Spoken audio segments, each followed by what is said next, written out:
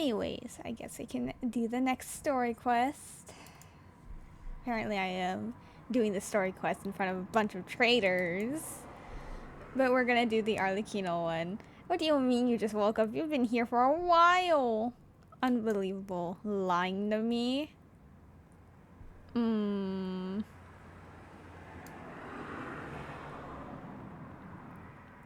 don't know what happened? Sure. Whatever you say.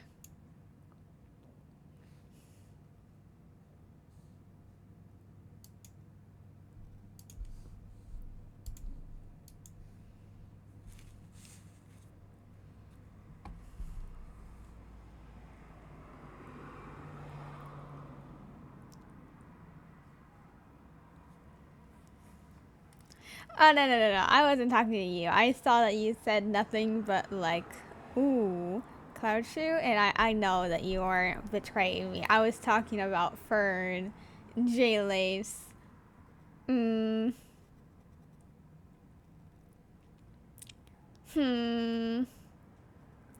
Rama didn't technically contribute, but they probably approved. You were the only one who did not betray me.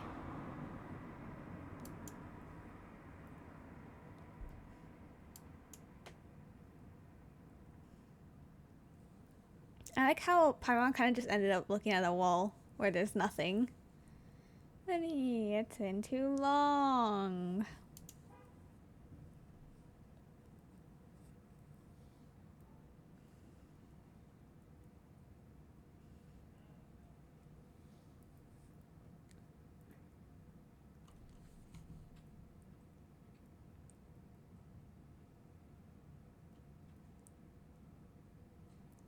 I realized my mistake. Whoops. I kind of muted the thing. My bad. I wish I could restart the quest, but dang. Kind of want to just destroy my entire... I'd like to just like implode my entire house because of this. Oops. You ate 2 banana breads?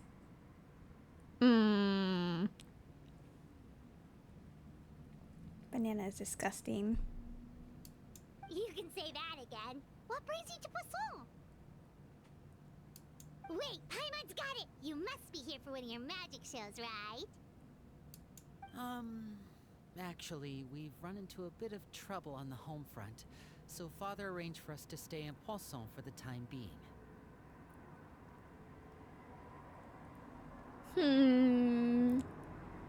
Oh, are Lynette and Fremine here too? Yep, along with most of the other members of the House of the Hearth. You may have noticed Poisson seems a bit more crowded than usual. So you're saying nearly the entire organization has moved to Poisson? Sounds like you've run into way more than just a bit of trouble. What's really going on? Phobic? Wow. I see how it is. Well...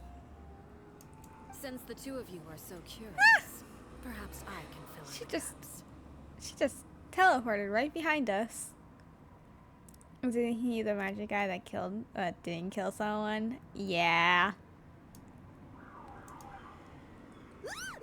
You scared Paimon half to death. Father, you're here. Jump scare? Yeah. You know, on second thought, maybe we don't need to know. It's all probably super confidential House of the Hearth stuff, right? We totally weren't trying to pry or anything. No need to be nervous. I could sense your genuine concern from your conversation just now. That's a man. No, this is a woman, but she is a father instead of a mother.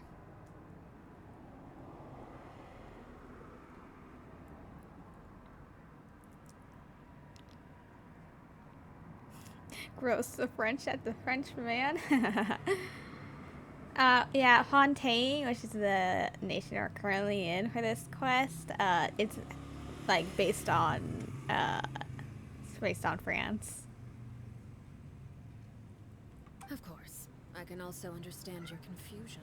Sending so many Fatui here to Poisson, it's only natural that some might suspect an ulterior motive to be involved.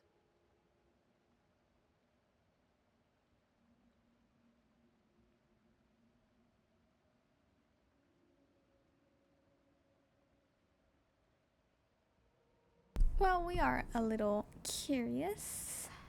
I understand. I'm well aware you've had your fair share of confrontations with the Fatui in the past, Stinky. and I can't exactly guarantee that we'll remain on good terms in the future. Rip. As for right now, however, I would say we have little reason to be at odds, wouldn't you agree? The House of the Hearth could stand to be more open with those who have worked so closely with us in the past. Women can in fact be dads. As for the issue at hand, well, it hardly relates to any ulterior motive.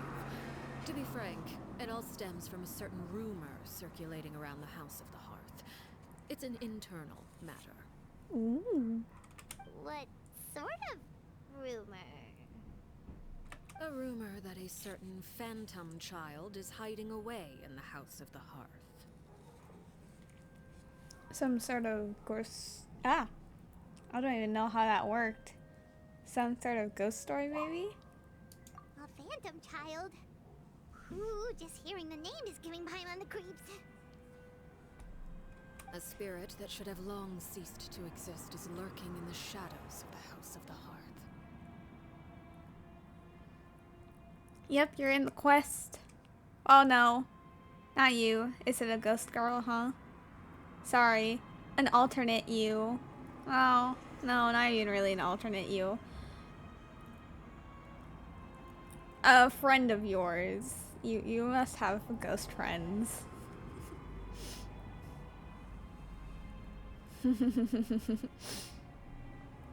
Well, no, did I say ghost girl or ghost child? I am the one playing the quest and I already forgot. Oh god. I'll win. So I decided to bring the children to Poisson before continuing to investigate the situation. I expect I should be able to track down the spirit fairly quickly. After that, it's just a matter of resolving the situation, if you will. It shouldn't be much trouble at all. Pre-transition you. Wait a second. Technically, you call yourself Ghost now, but wouldn't that be your pre-transition you? Because you kind of just like killed them. They're gone forever. They are the true ghost. Sorry.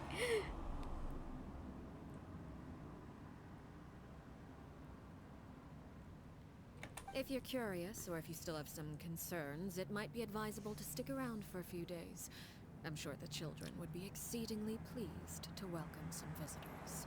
Genderless ghost indeed. Lenny, I'll leave you to entertain our guests. I have some matters to attend to. Of course, Father.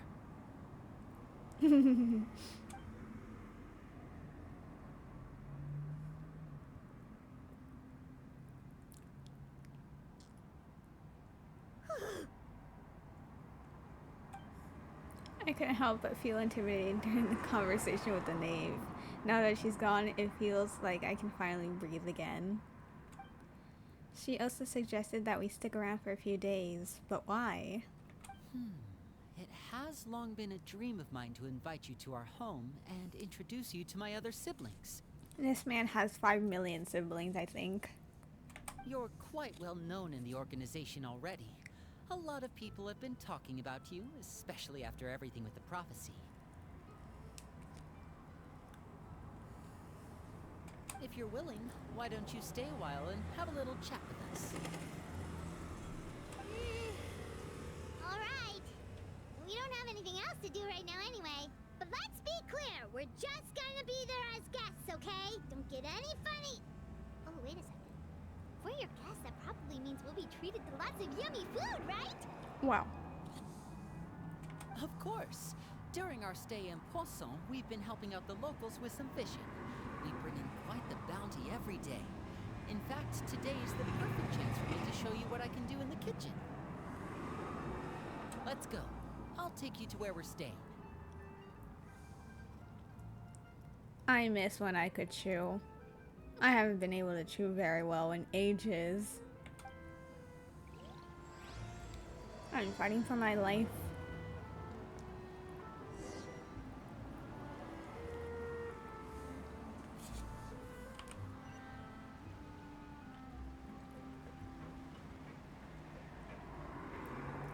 France, indeed.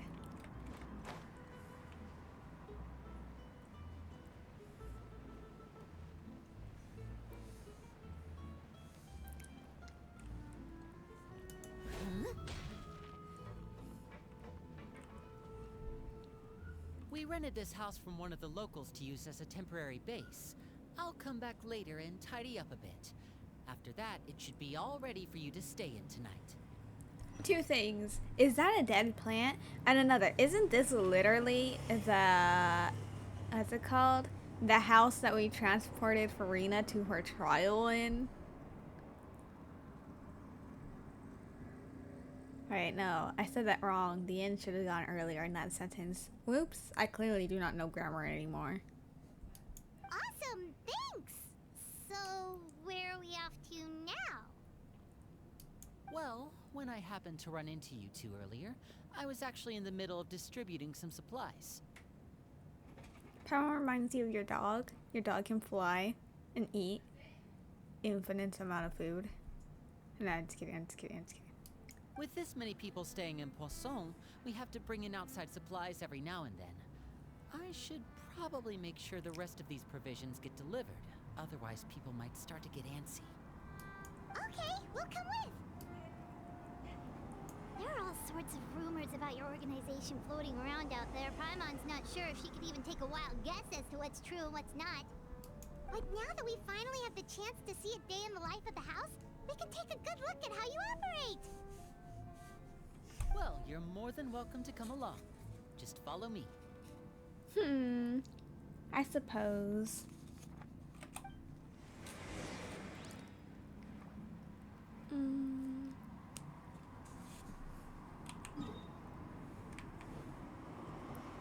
Okay, there's a ramp there.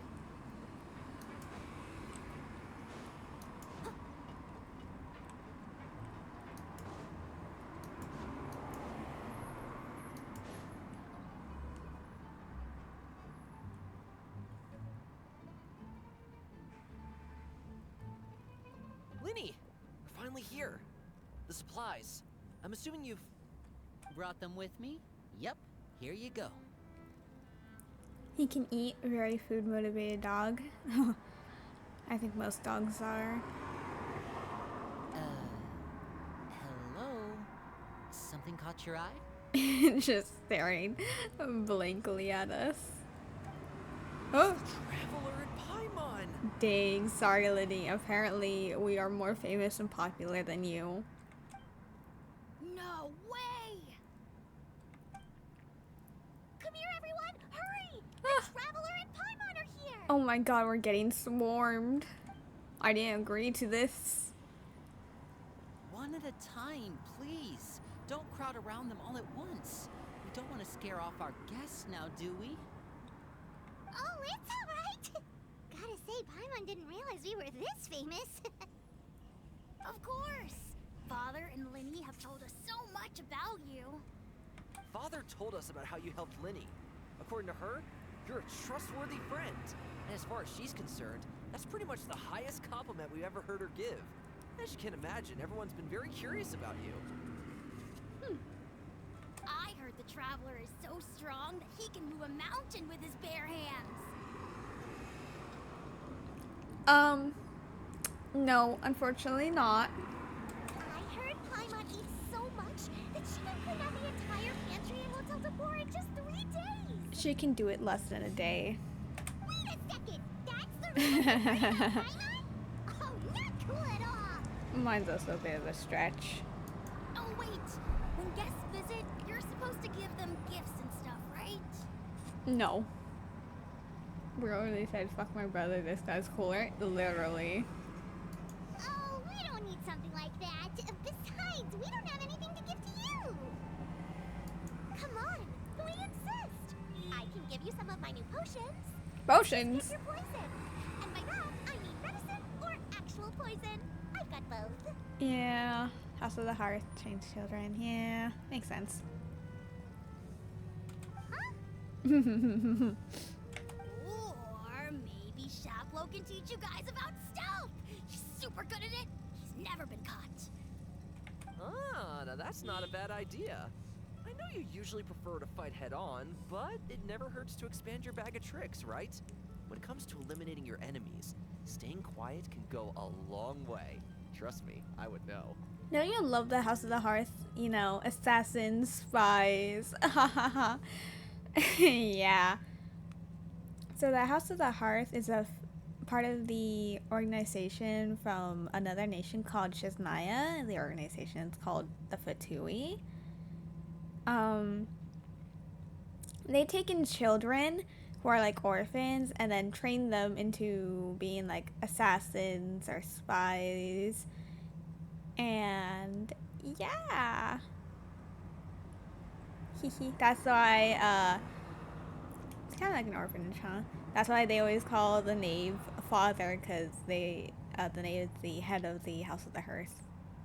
I was poisoned not too long ago, and I'm still dealing with the after effects. So I'm not quite as good as I was before, but I can still give you some pointers. We love trouble. Yes, child labor. Wait. When you said gift, I didn't think you meant poison and stealth tactics. But Paimon, I want those gifts. They seem useful. But those are the best things we can give you. You don't like them? I can't believe them. Not believe them. I can't believe you, Paimon. Wow. Saying you don't like their gifts? Wow. Shaking my head, Paimon. Ooh, how about this? Tell me the name that really annoys you, and we'll teach him a lesson for you. I would say Navia, but considering you are staying in the city where she's from and is heavily involved in, I don't think you guys would listen to me. Oh no. All right, Fold, Selwar. I think that's enough suggestions for now. When it comes to being a good host, it's the thought that counts. You don't need a physical gift to make our guests happy. In fact, pestering them with suggestion after suggestion might make them more annoyed than anything. I would say your enthusiasm has certainly gotten across. Really? Wait. Absolutely. We definitely feel the love. Awesome! It's been so long since we've had guests to play with. If there's anything you need, just let us know. Yeah. Yeah, especially if it's poison or something. I've got all sorts of potions for that. Yeah. Well, we'll talk to you all later. We've still got supplies to distribute. All right, see you later.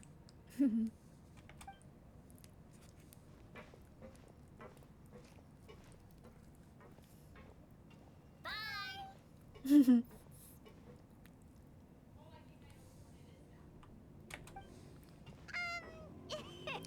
Lily, about all that poison and stealth tactics talk just now. Scared you, did it? That kind of talk comes with being part of the House of the Hearth. When Foltz was really young, he strangled all of his family pets. Just out of curiosity. He was labeled a dangerous problem child and was abandoned by his family. Oh. Oh my.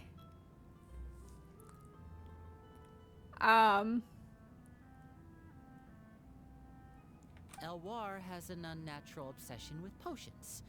Father has forbidden her from trying all the different concoctions she comes up with, but she still tries to test them in secret. You really have to keep an eye on that one. Okay, not as bad as the other one, honestly. Chaplot is around my age. While I'm mainly responsible for collecting intelligence, he handles surveillance.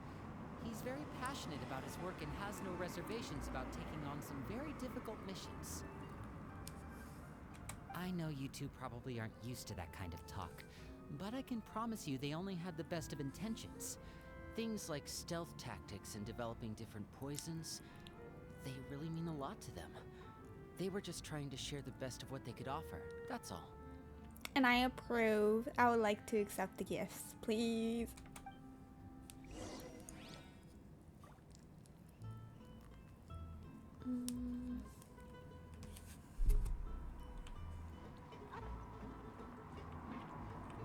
Oh, what a cute doggy.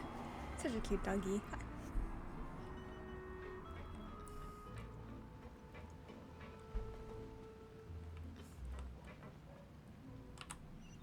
Okay, it is there. Oh, okay, so I just went to the wrong page. Oops.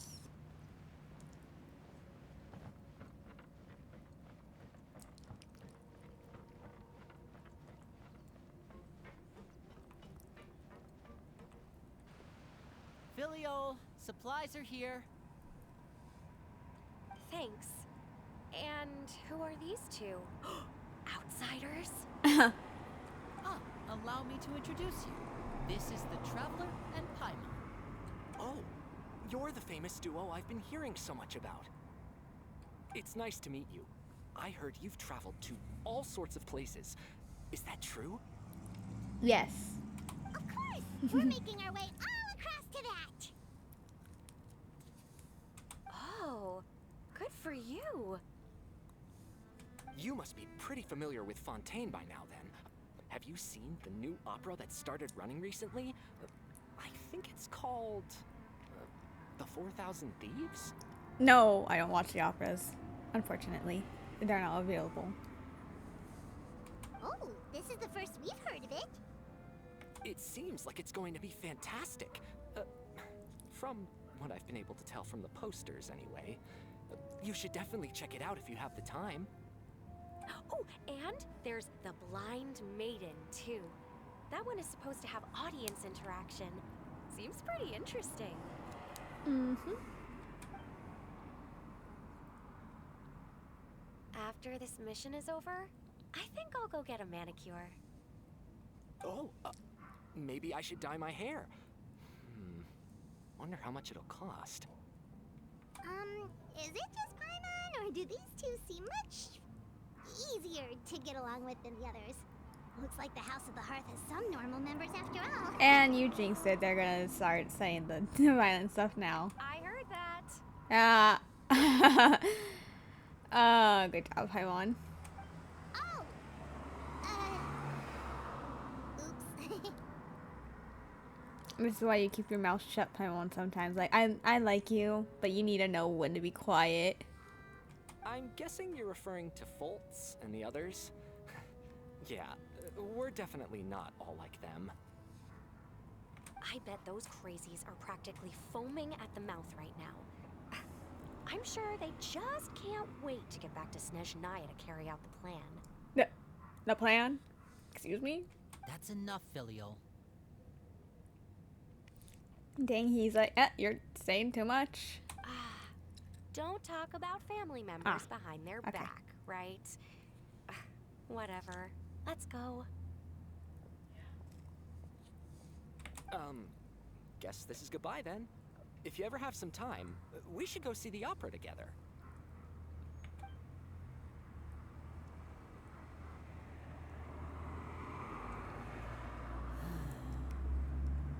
Well, that's it for the supplies.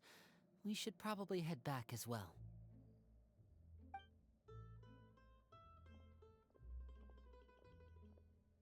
Well, they didn't seem too happy with each other. Seems like there could be something more going on here. We should observe for now. You're right. We're only here as guests after all. Oh, Limmy's getting super far ahead. Come on, let's catch up.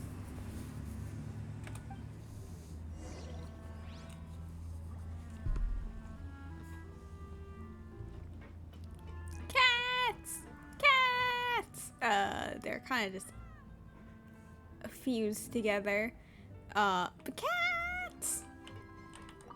Looks like there's more trouble in store next month, too. When will it end? Hey, just focus on the positives. At least our time in Poisson has been pretty relaxing. Don't you think? Ooh, I never saw if the other ones had more interactions. I'll go back real quick.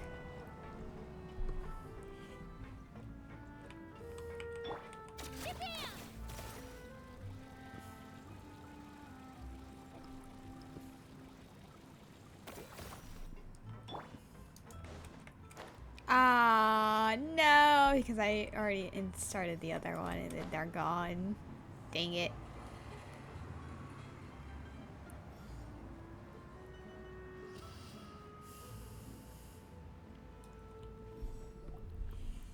So, what do you think of the members you've met so far?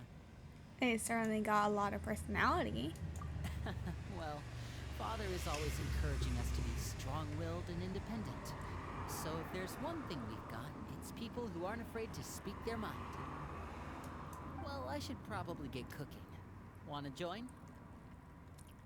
Sure. Of course!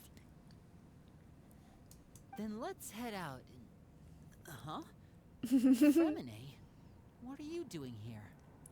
Staring into a box. Well, Hermione, nice to see you again! Oh, you too. I heard you're here as guests of House of the Hearth. Welcome. We were just going to make some food. Why don't you come along? I could use some help in the kitchen, and I seem to remember you mentioning you wanted to make seafood soup for the traveler in Paimon. Yes, very nice box. Oh my god, swallowing. Jesus, why is that such a hard thing to do? Seafood soup? Oh, Paimon's drooling already. Oh wow, Paimon.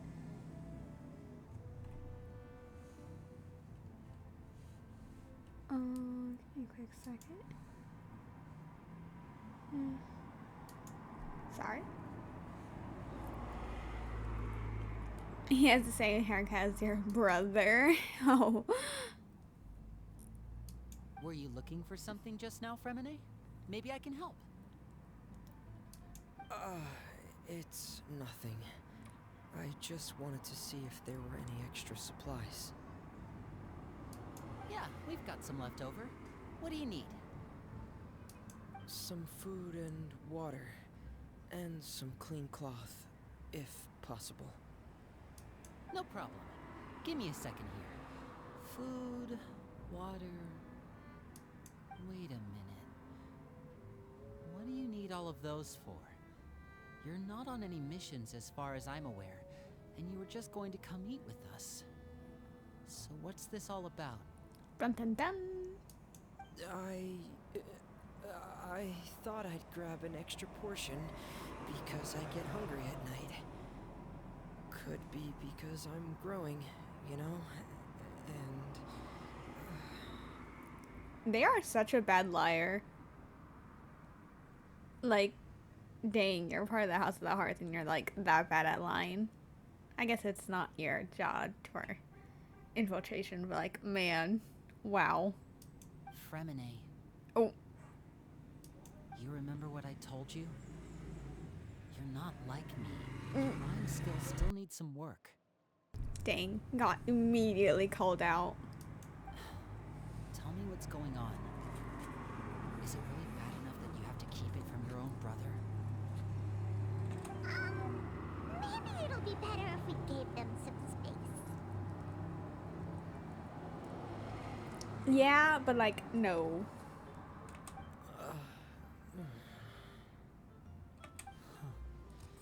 This is the first time I've seen that kind of look on your face.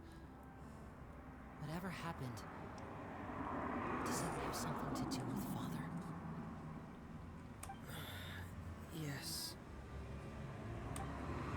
Just follow me.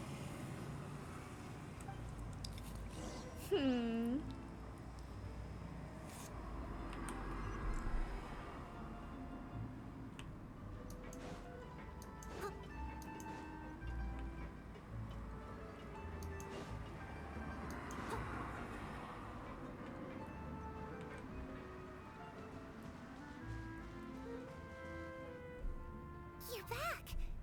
Oh, and you've brought some friends with you this time. Hello, my name's Linny. I grew up in the House of the Hearth. And you are? Hi, Linny. I'm also a child of the House of the Hearth, just like you. Ah! Oh my. So. This is a ghost child. So, okay. Arlecchino, the one we're doing the story quest for, the one who's called Father. When she was being released, they do like a bunch of like lore drops, like a character trailer, a demo of how their character works, and like some videos on like the lore of them. This child is part of their lore, and they died. So if they never died, they would be like the same age as Arlecchino. So they are very much like a ghost. Yeah. Ghost child. You can call me Clairvy. Clairvy? It's nice to meet you. Does that name ring any bells, Linny? No, not at all. That's not a name we have on our roster, I'm sure of it. What I'm not sure of, though, is how she managed to sneak in. She must be the phantom child Father's been searching for. From the looks of it, I'm guessing you were the one that found her, Fremine. You, haven't told Father, have you? No, I haven't told anyone. I've just been keeping her hidden. For how long? About half a month now. Bruh. So ever since we got to Poisson, then, do you have any idea what you're doing? I know what I'm doing. Really? Because from where I'm standing, it looks like you're hiding the very person Father has been trying to find. If Father finds out about this, everyone involved is going to be punished. Oh. You know the rules of the house, Fremine. I know you do. Father doesn't tolerate any form of betrayal. So why are you doing this? I've thought it through. And I just can't hand her over like that. Linny, don't you remember last year? Chaplot nearly died after getting poisoned during that one mission. He wasn't able to get back before the poison started taking effect, and not a single person was there to help him. That night, while I was sleeping, I heard a voice telling me to go save him. I opened my eyes, but I couldn't find the source of the voice. I thought maybe I was just hearing things, but I went to look for him anyway. Luckily, I got there with enough time to save his life. That feeling of being haunted, of hearing voices, it's happened many times in the House of the Hearth. I'm sure you've noticed. So what you're saying is, that was her? She was the one who spoke to you that night? Unless there are other spirits roaming around the House of the Hearth, I don't think there's any other possibility. If Clairvy were our enemy, it wouldn't matter whether she was a spirit or an actual child. I would have acted without a second thought, because that's what Father ordered us to do. But she's been living with us, helping us from the shadows all this time. I think that makes her family.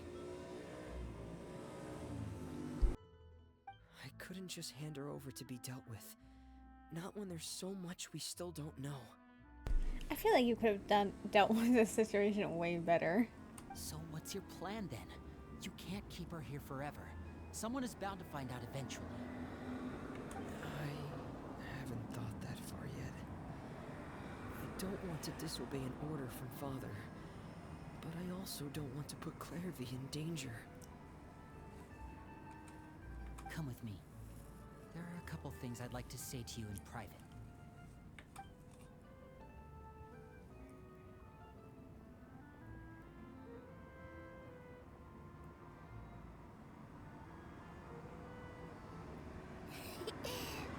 two sure care a lot about each other.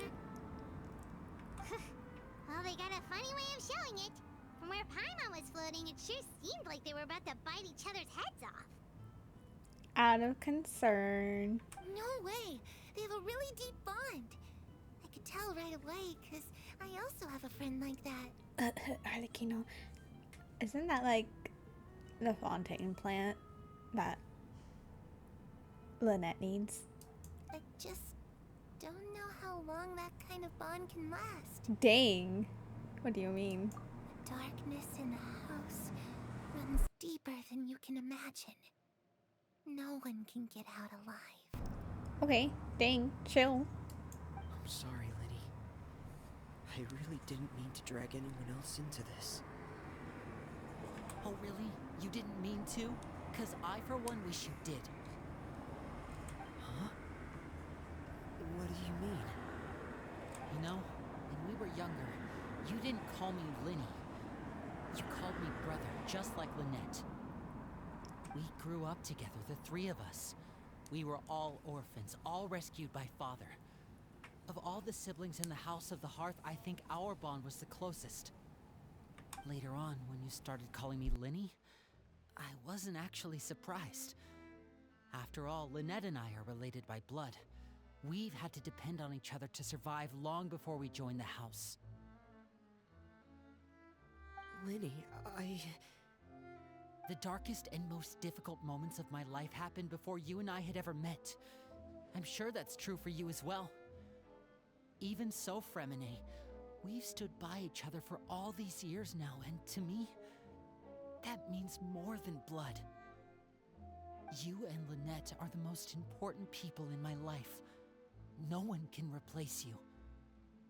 So I won't let you face anything alone. Not if I can help it.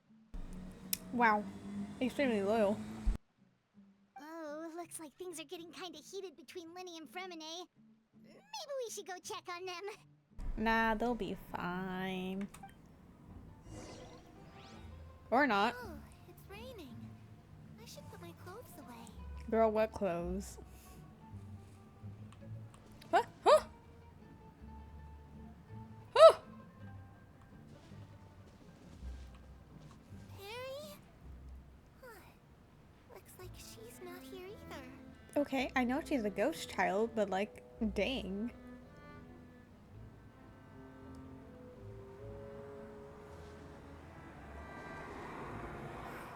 It's time to eat. Wait, she's a ghost child. She doesn't need to eat.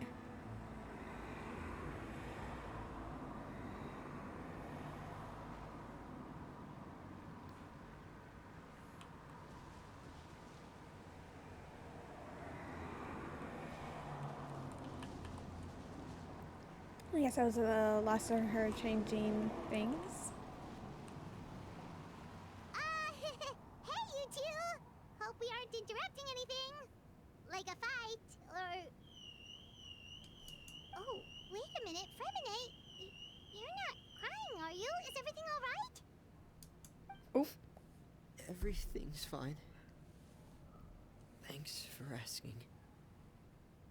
Well, we're all friends here, right? We've been through so much together, so if there's anything we can do to help, just say the word. It's just a small family dispute. It's not something our guests should trouble themselves with. In fact, it might be better if your stay ended here. Rude, but sometimes having guests around can come in handy. What are you getting at, Traveler? When guests are around, families are often on their best behavior. And any disputes are less likely to escalate. That's what you're trying to say, isn't it? I think it'll be better if we stick around. I just... Thank you. I was really hoping to keep you out of it. But even if I could think of some other reason to turn you away, I'm not sure I could convince you. I know things could turn dangerous, so I promise you this. From now on, I'll protect you like my life depends on it. Okay, chill. Me too. You guys really do not need to be this serious, please. Well, back to the matter at hand then. If we don't plan on handing Clairvy over to Father, then our only other option is to solve the mystery of her identity before Father is able to track her down. Poor Lynette just left out of this. That means finding out where she came from and what she's doing here. Then we can send her on her merry way and pretend like none of this ever happened. I've tried that already. Then what were you doing this entire time? Oh no, like the time after you did that. And? And nothing. I tried taking her somewhere really far away, but after some time, she just reappeared. She even came with us all the way to Poisson. It seems like wherever the house is, she follows. Creepy child. I don't know much about spirits. Do you two have any ideas? Let's see here. Paimon remembers hearing something like, if you fulfill a spirit's last wish before they died, they'll let go of whatever's keeping them here and return to the ley lines. Oh, it's just that Paimon doesn't really remember where she heard that, so it's not guaranteed to work or anything. Wasn't it during like the Liyue Archon quest for like Dusky Ming? Well, I don't sounds know. like it's worth a shot. Guess that means we should go ask her about her wish. But first, Fremine, I need you to promise me something. What is it? I need you to promise me that this will stay between the two of us. We're the masterminds behind this whole thing. No one else gets involved. Can you do that for me? Again, rip Lynette. Of course. I promise. All right. Then let's seal the promise just like when we were kids. Fist bump on 3. Ready? 1, 2, 3. I swear. Lynette's like, nah, you ain't kicking me out. She learned how to do the whole Arlecchino, just teleporting, I swear.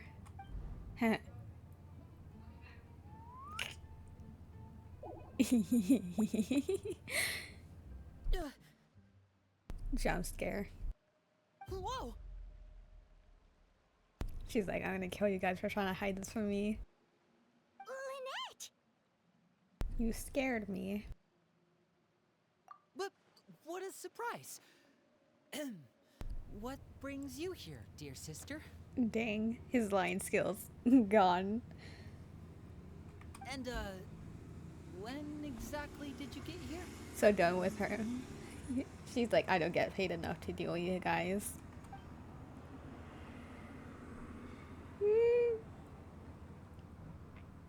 You're an idiot, brother. Dang. No mercy. And you too, Fremine. Dang, he didn't get to escape.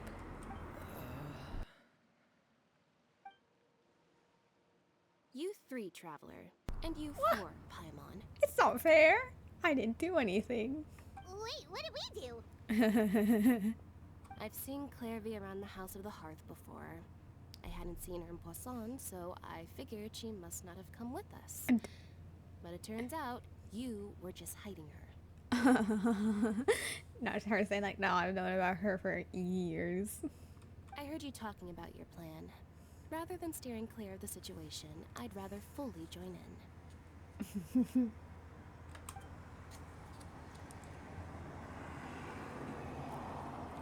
If you don't agree, I'll have no choice but to report everything back to Father. Oof. Simple as that.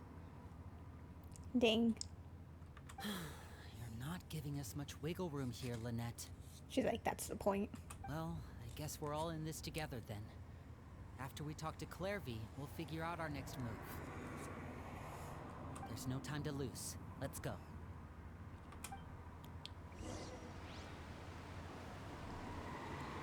Turn.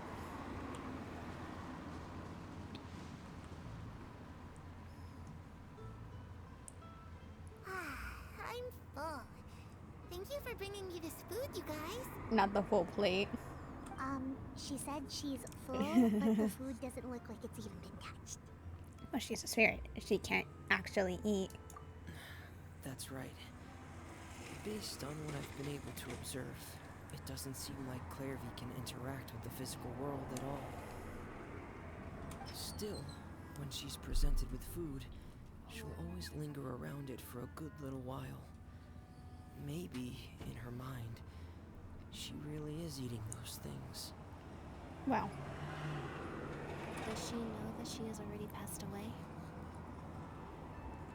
I've tried to ask her, but she didn't answer. My guess is that she's just as confused as we are. Or maybe she couldn't understand the question at all. Clairvy, if you've got some time, I'd like to ask you a few questions. Sure. Oh, another new friend. Hi, I'm Clairvy. Hello. Clairvy, how did you join the House of the Hearth? Huh? Isn't it the same for everybody? The knave brings you here and then you can't leave. It's just that your name, it's not on the roster. And I've never seen you before. The roster? Oh, I get it now. I think there might be some things you don't know about this place. The people in charge, they're not as nice as they look. They say they keep a roster, but it's not complete. There are a lot of people who aren't on it, and never will be. In this house, some people are family, and other people are just test subjects. Those kinds of people aren't ever going to get a place on the roster. Unless it's the roster of people who've been executed. Wait, does that mean the knave... She... Is there anyone that can vouch for you? Perry. She's my best friend. Ooh. She's the only one I trust in this place. Have either of you heard of that name before? No. Me neither. Clairvy, Perry. Neither of those names are on the roster. But it seems like she's telling the truth. Either that, or this kid's already got a bag of tricks bigger than mine. Maybe we should try a different approach. Clairvy, do you have a wish? A wish? It can be anything you want. Just imagine. It's your birthday, you're blowing out the candles, and your wish is...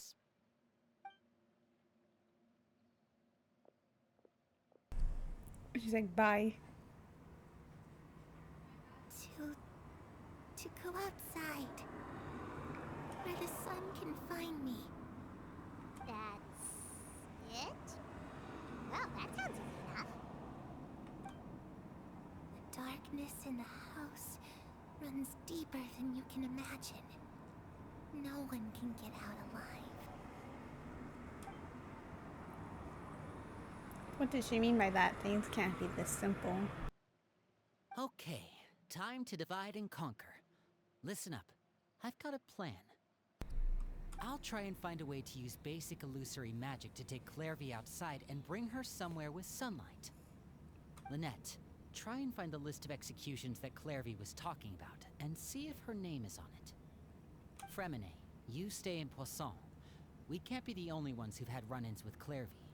I need you to collect intel on everything she's said and done. Understood. I'll try my best. What about us? What should we do? I really appreciate your willingness to help, but this is a family matter. I don't want to drag you in too deep. It's too risky. Dang. Let me think. Since Father considers you to be guests, maybe you could stick by her side for a little while. You don't need to do anything except keep up some nice, casual conversation. Wow. Ah, Paimon gets it. You want us to distract her. How should we contact you? I'll give you a magic bird. If Father suspects something, all you need to do is release it when she's not looking, and it'll alert me that something's wrong.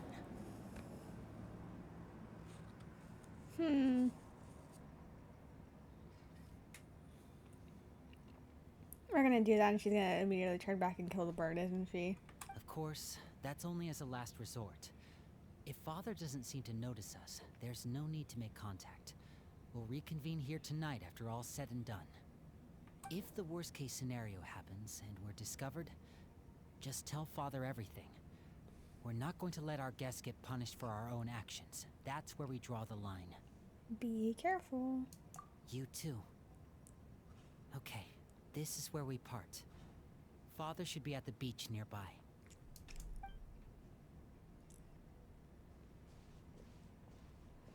I really hope this goes well. No, it has to go well. That's the only way this can get resolved.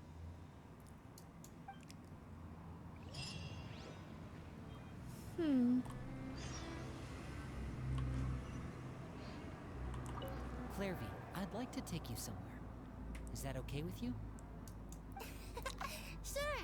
Where are we going?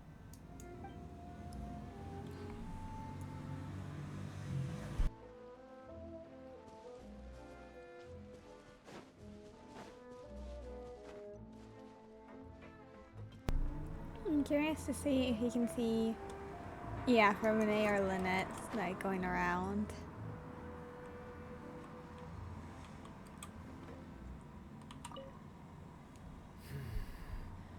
Where should I start looking?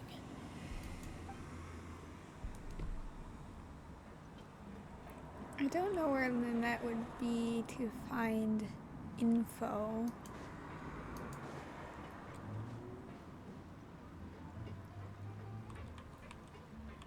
I'll catch up.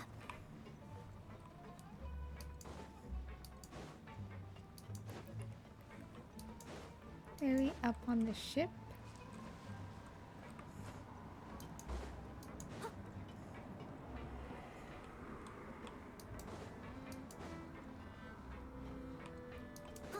Cat! Can I go in here? No.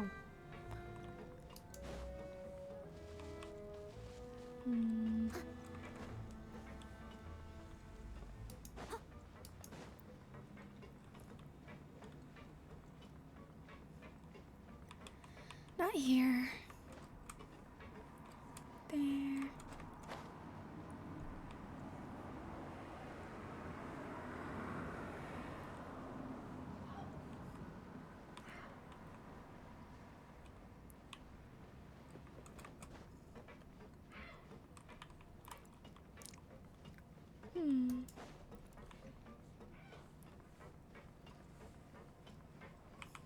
Runner grip!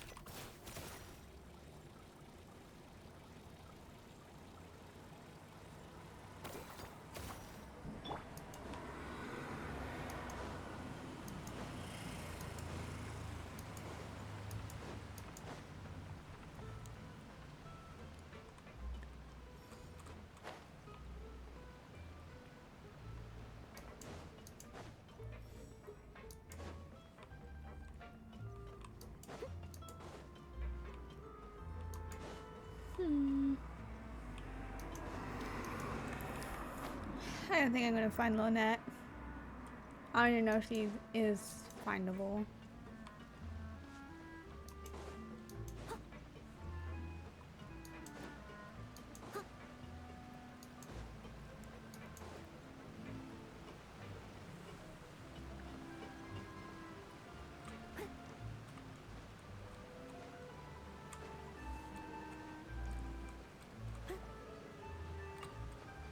Why is Novelette crying? Oh dear. Everyone's laundry.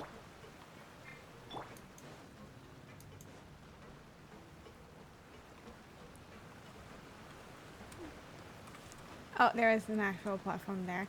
Or ladder. That's fine. Unnecessary.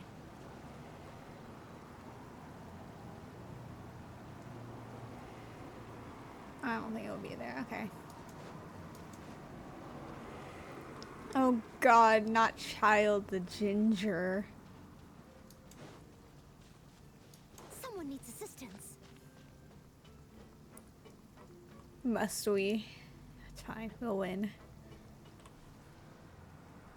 It's the knave and Child. Hey, aren't you supposed to be in Snezhnaya recuperating? What are you still doing in Fontaine? Oh, it's you two. I didn't expect to run into you here. I was unconscious for quite a while after the fight in the Primordial Sea.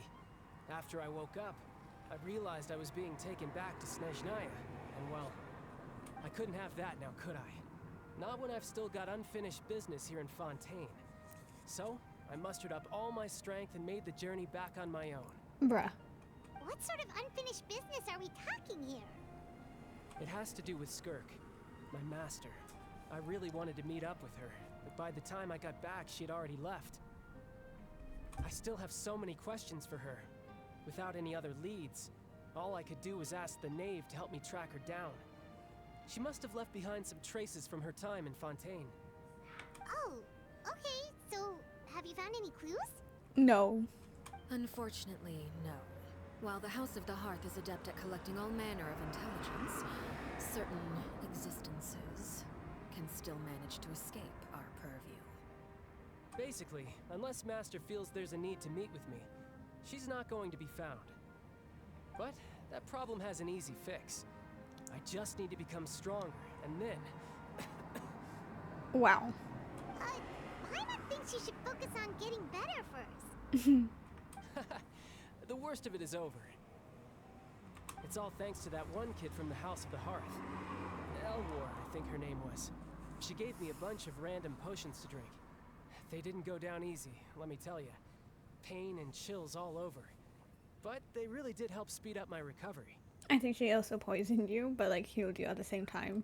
And that's good, because it looks like I really do have to head back this time. The old man's been putting the pressure on me. He sent someone to tell me I'm needed for some sort of project. Project Stuja? They earlier mentioned a plan. But oh, I bet they're frothing at the mouth to go back to Snezhnaya and do the plan. Is this the plan? Yeah, that's the one. I heard Regrader's involved too. I'm not looking forward to having to listen to all his monologuing, that's for sure. Hey, maybe you could think of a way for me to stay in Fontaine for a little longer. Helping Linny and the others brush up on their fighting skills would be far more interesting. Wow. If you and I could spar, that would be even better. I've been waiting for a chance to see you go all out. Wow. And what a sweet little daydream that is. But I also have a role to play in all this. I'll be leaving Fontaine shortly as well. Besides, considering how little they see fit to step outside the homeland, being called on to return to Snezhnaya by such illustrious dignitaries, what a great honor. Wouldn't you agree? One I could do without, I'd say.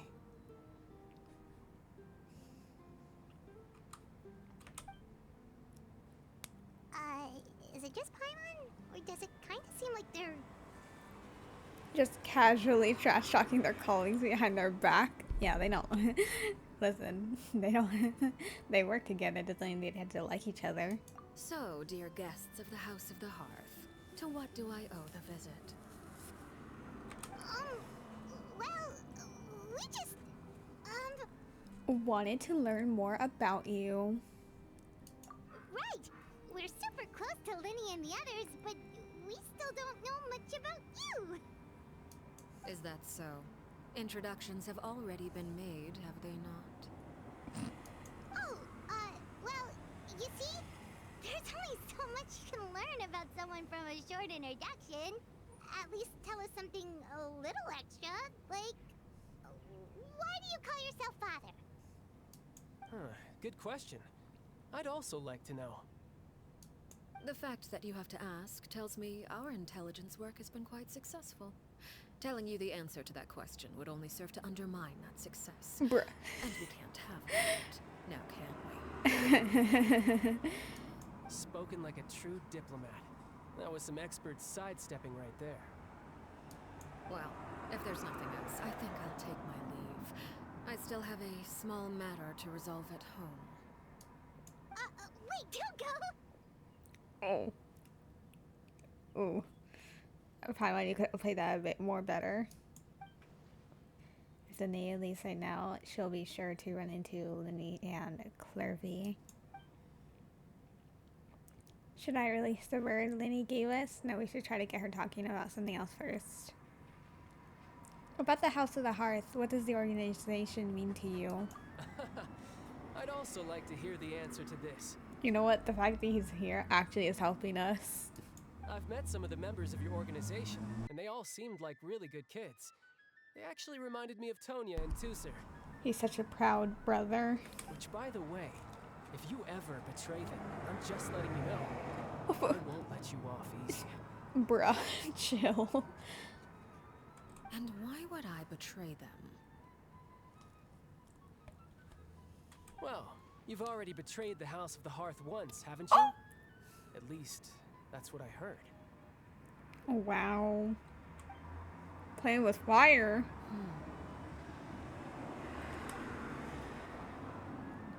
Okay, I admit. That's just what the old man told me. The rooster, I mean.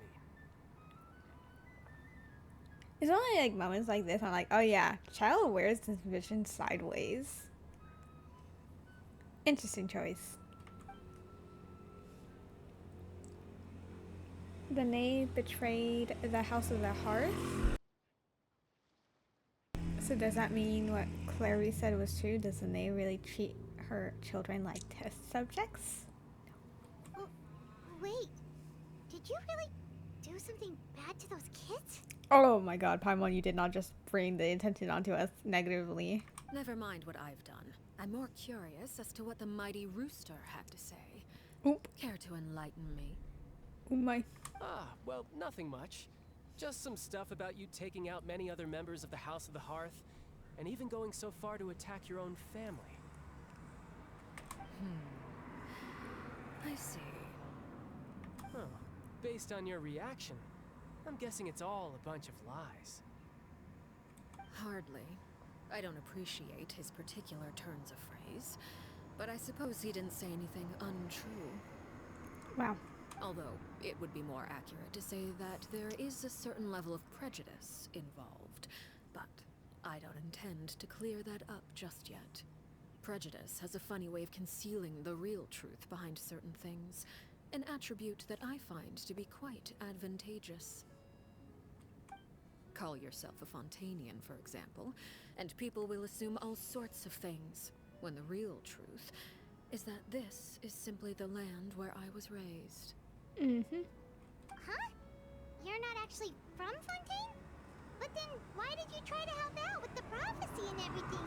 Well, it is the land she was raised in, as she said. That means she has an emotional connection to it, Paimon. I was trying to protect the children born in Fontaine. Plus that. Claiming that I myself was a Fontanian simply made it easier to operate. People would hardly suspect a fellow Fontanian of having any ulterior motives. Who wouldn't want to save their homeland after all? Oh no, wait. Did I mishear what she said earlier? She said, I was just raised here. Yeah, no, that's correct then. The primordial sea wouldn't have any effect on me, but it would have caused great harm to the House of the Hearth. Well, you wanted extra information, didn't you? There you go. I hope that satisfied your curiosity. No, we have more questions. So much for learning anything else about her betrayal. She probably only revealed that other secret in order to change the subject. It seems like she's been trying to avoid talking about her past. So, you stayed in Fontaine for the kids. I guess I was wrong to believe you'd betray them. Apologies. Looks like I was holding on to some prejudices myself. Good. Like I said, I like it when others have misconceptions of me. Actually, while I was recuperating at the House of the Hearth, there was something else that really caught my attention. Oh no. I heard that members always resolve disputes and arguments with a friendly spar, and the loser has to back down. Seems pretty cool if you ask me. Would also give them plenty of opportunities to hone their skills. Well, that's only a recent development. In the past, such spars weren't nearly so friendly. The losing party would lose everything, including their life. Dang. Okay. They were that high stakes? Ooh, at least that's not a thing anymore. Well, the current atmosphere's not half bad. I'm a bit jealous, actually. You've got so many family members around you, and you even get to live with them. Having a lot of family around means dealing with a considerable amount of bickering and scheming. Once Tonya and Tusser enter their rebellious phase, I'm sure you'll understand. Just imagine. Tusser becomes obsessed with plucking out strands from a rooster's mustache, while Tonya decides to dye her hair 42 different colors. He's so scared for their future now. Okay. I get the picture.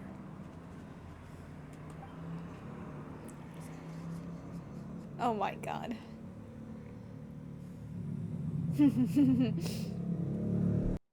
Well, would you look at the time? I should probably get going. Child buying us so much time, thankfully. God, stupid cars. Traveler, Paimon. Oh, not it I'm not raining. sure where our paths will cross next. The next time we run into each other, we should definitely try and find some time to spar. Again, maybe this is a conversation we can have when you look less like you're gonna kill over. All right. Well, thanks for everything, Arlecchino.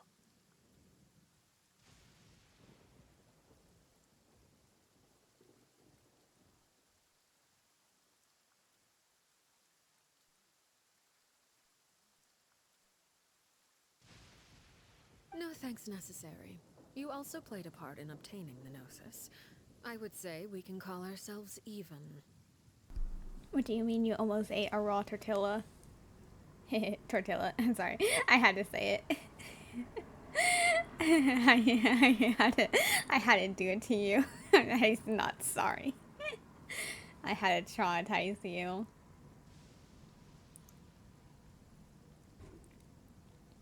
Because you forgot to heat it? No. No. You don't know how you're in university. Listen.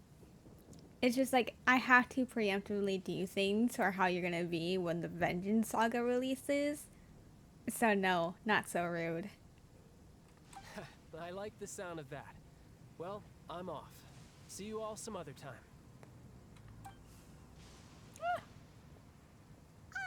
We should probably get going too. Do you want to head back with us? Oh? You want me to leave so soon? Okay, well, chill. Oh, well, you see, I'm rather enjoying the evening breeze. If you don't mind, I think I'll stick around for a bit. I have some things to think about. I'm rather enjoying the evening breeze. It's a thunderstorm. Apologies for not attending to you like a proper host. Please forgive this slight. I do hope you'll have a pleasant stay. we managed to keep her distracted until nightfall. Good thing Child was there to keep the conversation going. You don't think she suspected anything, do you? Oh, I wonder if Liddy ran into any issues. Let's hurry back and see how everything went.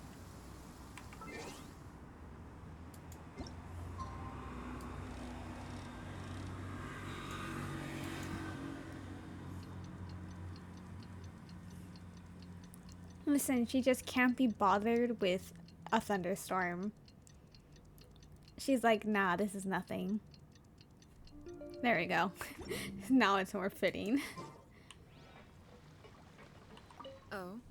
You decided to stay a little longer? Let's take in the ocean view together, then.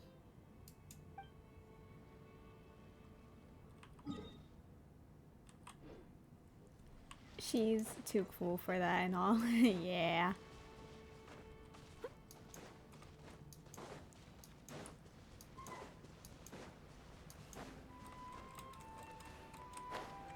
I mean, considering how many children she has part of her organization, maybe it really doesn't bother her. They are probably all combined louder.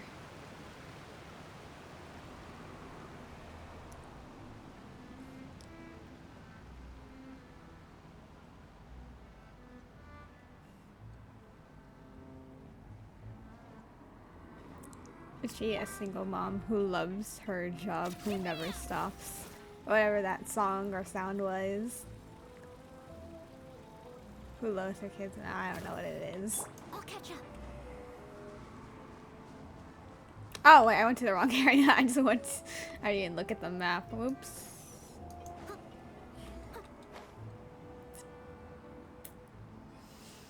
Lenny,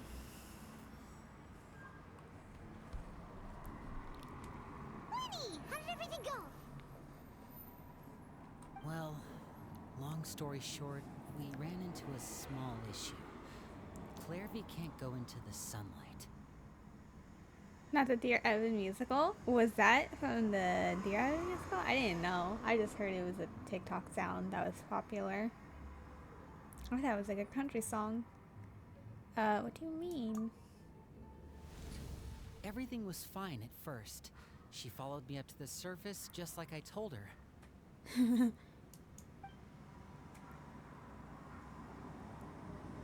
But as I led her out of the shadows and into the sunlight, she vanished. I turned around and there she was, standing at the edge of the shadows, silently watching me. Huh. Maybe she's afraid of sunlight, or... No, it wouldn't be her wish if that were the case. Well, we could always try pushing her into it. Not sure pushing would work on a non-corporeal being. Oh, true. I've pretty much tried it all already. Nothing worked. Eventually, the sun went down, so all I could do was bring her back here. How did it go with you, Lynette? Good. I've got the list. It's right here. Really? Well, what are we waiting for? Let's take a look.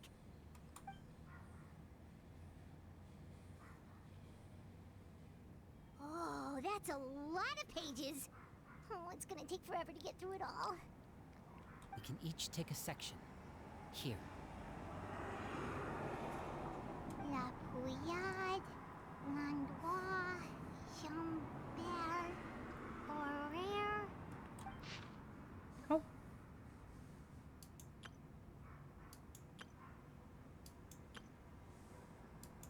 Oh, yikes. That Horaire guy has a huge scar on his face. He's kinda giving Paimon the creeps. Ah, I've met him before. The scar is from an injury he received during a mission. I still remember him joking with me about it. He said any future lover would take one look at him and then lose all interest.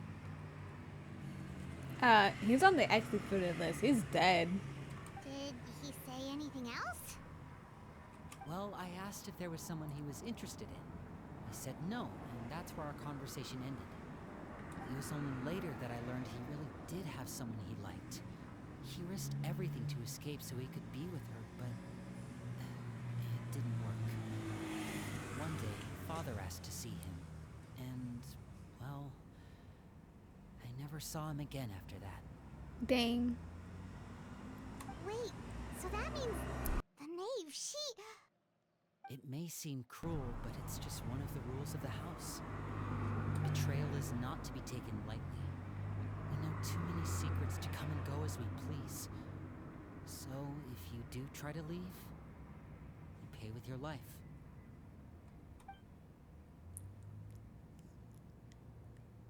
Her name's not here, huh? Well, that's not too surprising. It doesn't seem like this list is complete. It only contains records dating back around 5 years. Let's shift our attention then.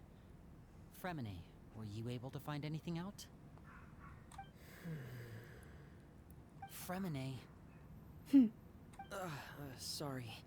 I was thinking about something. I managed to talk to quite a few people, but I couldn't help but notice that the atmosphere in the house was a little strange. Strange. Yeah, I mean, I know there have been arguments in the past, times when people haven't gotten along. Chaplot and Filial are a good example of that. Oh, those are two of the people that we met while delivering supplies. Paimon can see how they might not get along. They had very different vibes, and their, interests seem to be pretty different as well. That's to be expected, actually. Father brought us all here, shared her knowledge with us, taught us how to fight. That's one thing we all share. But that's also where the similarities end. Not all of us feel the same desire to stay here. As members of the House of the Hearth, we're also considered part of the Fatui. And to a lot of people, that's an identity they never asked for. Certain members get older and realize they want something else for themselves. But considering the rules of the House, most people would never say that out loud. People like Chaplot and Foltz are loyal to Father and her vision. They're proud to be part of the Fatui. Filial and Nantoy, on the other hand, well, they aren't quite as enthusiastic. These kinds of conflicts have always been there. It's not like Father is in the dark about any of this. Well, that's true. But it just feels like things have gotten worse lately. Filial and the others, it seemed like they were meeting in secret to talk about something. I can't say for sure, but I think they've met Clairvy. You think she's been inciting them to act out? No, not exactly. But I wouldn't be surprised if she said something to them about the darkness in the house and how deep it runs. She's told me about it before. Experiments being run on children. People being used as pawns on the battlefield without so much as the strength to survive. And they just believed all that? Without any evidence? Clairvy's words probably gave them the excuse they were looking for. Whether they actually believe them to be true is secondary. This is all because of Project Stuja, isn't it?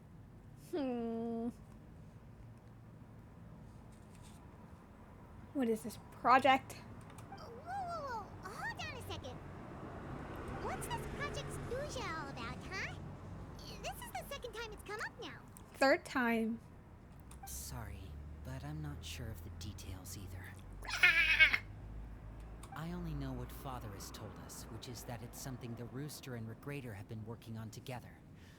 Apparently, it has to do with the Fatui's strategic plan for the future. Because the House of the Hearth was so successful in obtaining the Gnosis, we now have the honor of playing a key role in Project Stuja. Key role? Wait, but isn't that a good thing? Key role is just another way of saying dangerous role. To us, the whole thing is an inconvenience. Yeah. Father thinks so too, but she's in no position to refuse. Their plan isn't exactly unreasonable, and they've been funneling the house a lot of funding. It's just that we'll lose a lot of members in the process. Participating in the plan, it's an honor in name only. What they're really trying to do is subdue us. The existence of an intelligence organization outside their control makes them feel uneasy. Looks like the Fatui are plotting something big, but given how little Linny and the others seem to know about it, I probably won't be able to learn much. We should keep a sharp eye out during future dealings with the Fatuis to see what I can learn. I don't think it's going to be in Natlan, so is it when we're in just Naya that we are going to see it take effect? Okay, super complicated top secret Fatui business aside, what does all of this have to do with the conflicts you were talking about earlier? Paimon doesn't get the connection. External pressure has a way of exacerbating internal strife. We can't overlook the power of fear either. People are afraid of dying, and that fear is often the impetus for a lot of stupid decisions. I thought resolving the Clairvy situation would make everything go back to normal. But it looks like things are more complicated than I thought. If we leave Filiol and the others to their own devices, sooner or later, Father will be forced to take action. We can only focus on one situation at a time, brother. You're right. Even if we confront Filiol and the others, it won't do any good. It might even make matters worse. We should focus on Clairvy for now. Well, it's getting late. We should head back and get some rest. We'll try again first thing tomorrow. Lynette, you stick with me this time. Fremine, keep a close eye on Filiol and the others. Make sure they don't do anything they'll regret. Good work today, everyone. Have a good night, and I'll see you tomorrow.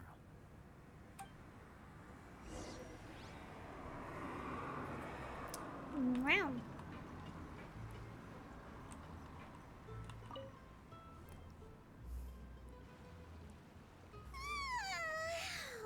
I'm always looking forward to an early night, but she can't sleep at all. Hey, you don't think the knave will be too angry with Linny and everyone if she finds out about all this, do you? She's even scary when she smiles. If she were to actually get angry... Ooh, you have to protect Paimon if that happens, okay, Traveler? You can just hide behind me. Trust is ever, Traveler.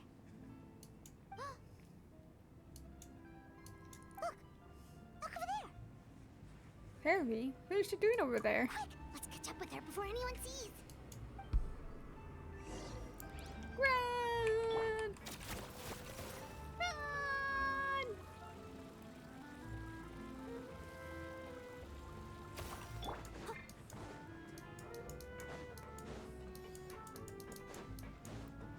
Over there! Run! Ah, the audacity. Here it goes!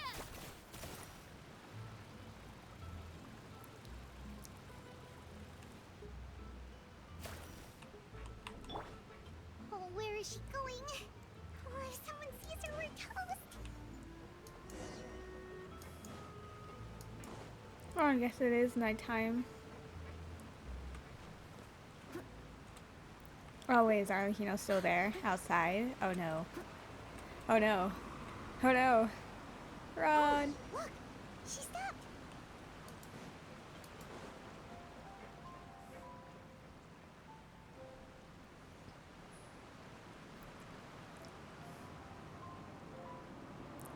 Clairvy!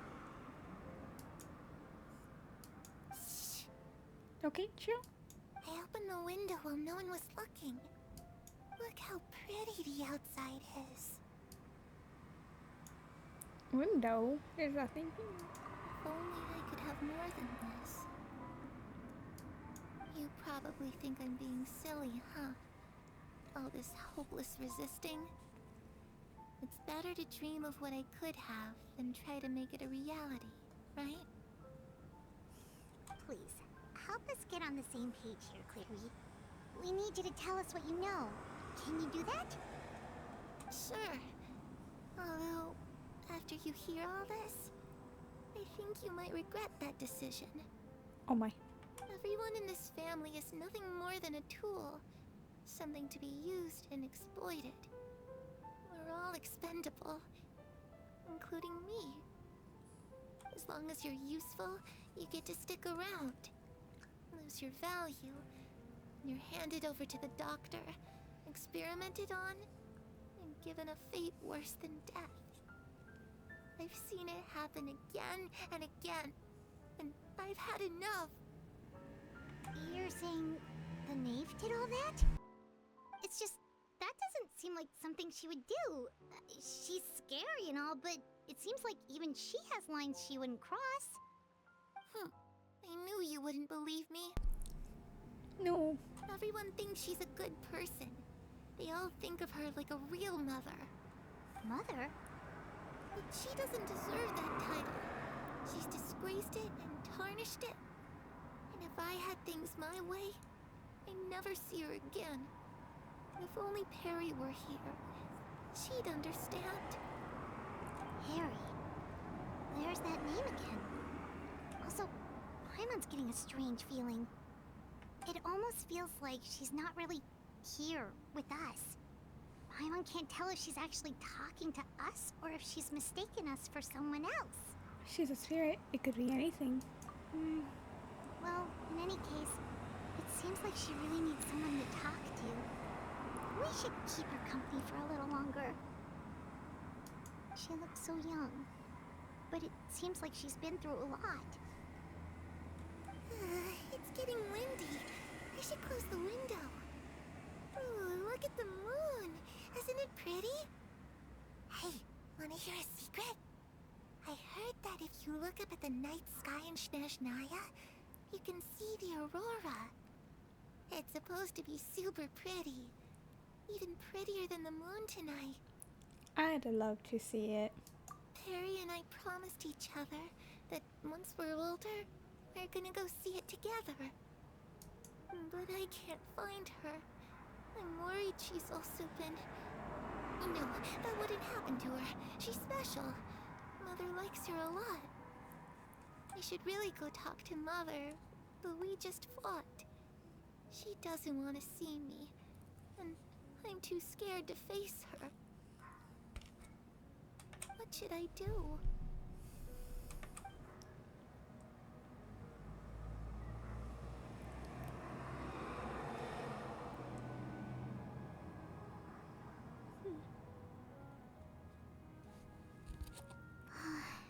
Paimon really doesn't understand what's going on with her. Well, let's head back. We've got an early morning tomorrow.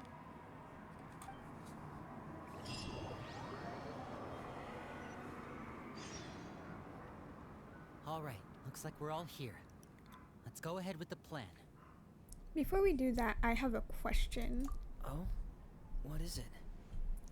Have the knave and the doctor ever worked together? What makes you ask that? Well, we kinda ran into Clairvy last night, and that's what she told us. We met the doctor back in Sumeru. He's super dangerous, and he's done all sorts of bad things. It's possible that Father and the Doctor have had certain dealings, but I don't think Father would work with him. We're not really on the same side, so there's not a lot of trust between them. That doesn't exactly set the stage for a successful partnership. I did hear, though, that when Father first became a Harbinger, the Doctor offered to work with the House of the Hearth. Father rejected most of his proposals, except for one. It had to do with some sort of secret experiment. Secret experiment? Could that be what Clairvy was talking about? I don't think so. I don't know any details about the experiment itself, but I do know it's an entirely independent operation. The Doctor only proposed a direction for the research. That was the extent of his involvement. I still don't think that counts as working together. The details of the experiment are confidential, but complete records are kept on all participants. That doesn't seem to be the case with the situation Clairvy referred to. I know you don't agree with some of the Fatui's methods, and I'm not asking you to. But I am asking you to trust us on this. The House of the Hearth has its own principles. There are certain lines we're not willing to cross. Alright, that's good to hear at least. Ask about her being called Mother. Or no, well, not her being called Mother. Clairvy saying Mother. Clairvy seems to think the knave and the doctor worked together to do something horrible. If that turned out to be true, Paimon doesn't know how he would even face you guys. It's just that it doesn't seem like Clairvy is lying either. The easiest thing to do would be just ask the knave directly, but Paimon doesn't think she'd tell us. Let's focus on the plan for now. Father didn't come back last night. She's probably still near the shore. Huh? We'll be counting on you to distract her. He stayed there the entire time? Lynette, you're with me.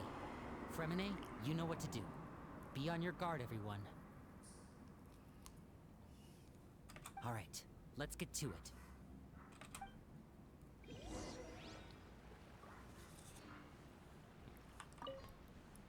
Where are we going today? Let's try somewhere further away this time.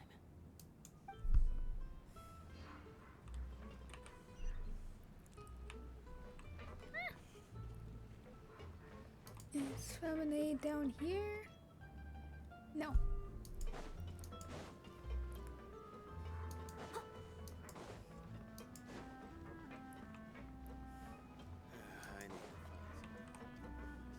Oh, she is there. I'll catch up. Oh no, it's just the same cycle.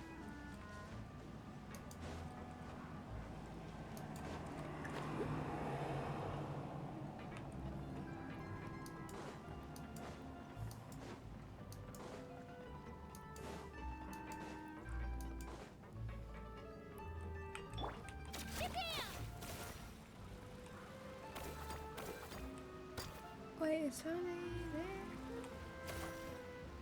Nah. I'll catch up. Mm.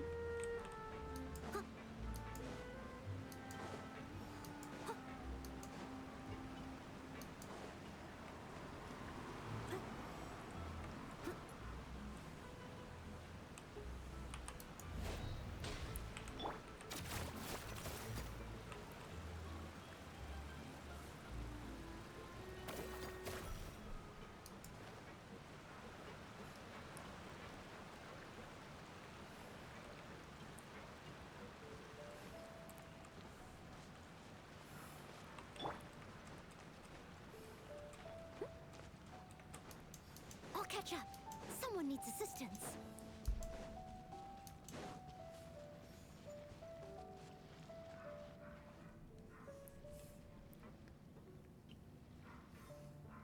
Ah, it's you two again. I must say, you look a bit pale. Did you have trouble sleeping last night? Yes. A little. Perhaps if you had less on your mind, you'd be able to absolve yourself of such troubles. So what are you planning to do now? Catch up on some sleep? Or should I give you some time to rack your brain for a topic to discuss before I ask any questions? Okay, well that's... Thank you, Car. That's unfortunate. Although I must profess to being curious. Without child here, how do you plan on distracting me? I mean, Traveler, we were being quite obvious. Us? Distract you? A good one. But no, we were just here for a chat. Great job, Pylon. Great acting. Looks like you could have used some extra time to think. No matter. If you don't have any other plans, why don't you accompany me somewhere? Don't worry. I'll be sure to steer clear of any scheming children. The ocean breeze is sure nice today. Wow, Pylon. So you know everything then? Children always think they can hide things from the grown-ups. But nothing gets past me. Least of all a little scheming. I think I'll let them have at it for a little longer. I can be very patient. Okay. You didn't have to say it so menacingly. Well, I'll leave you to think things over. If you're so inclined, meet me outside the Palais Mermonia. Okay. Good things come to children who do as they're told. So I do hope you decide to tag along. If only for your friends' sakes. For my friend's sake, they are your children. I love her character. What should we do? Oh, well, we're going with her.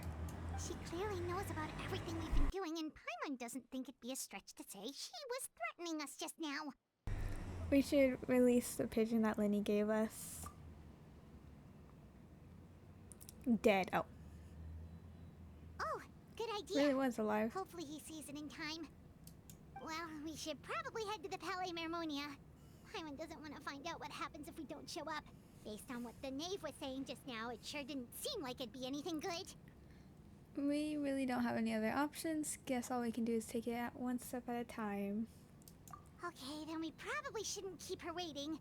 It seems like Linny and the others are on thin ice, so let's do our best to not get them in any more trouble.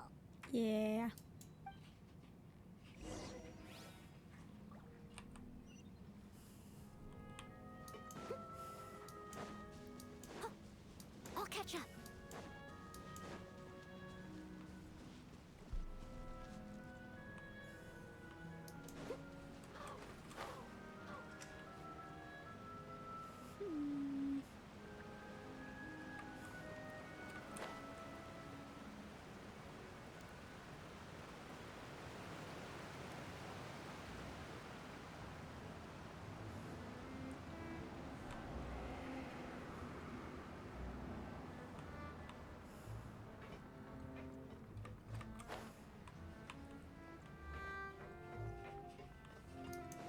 needs assistance.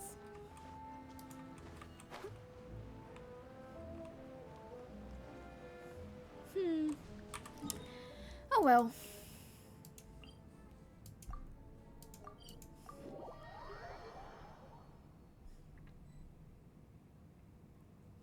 Seeing as we still have some time before my meeting, we might as well enjoy some pleasant conversation while we wait. I'm glad to see you get along with my children. Being surrounded by good companions is necessary for a child's development. You're not planning on doing anything to them, are you? I assume you're referring to Lenny, Lynette, and Fremine.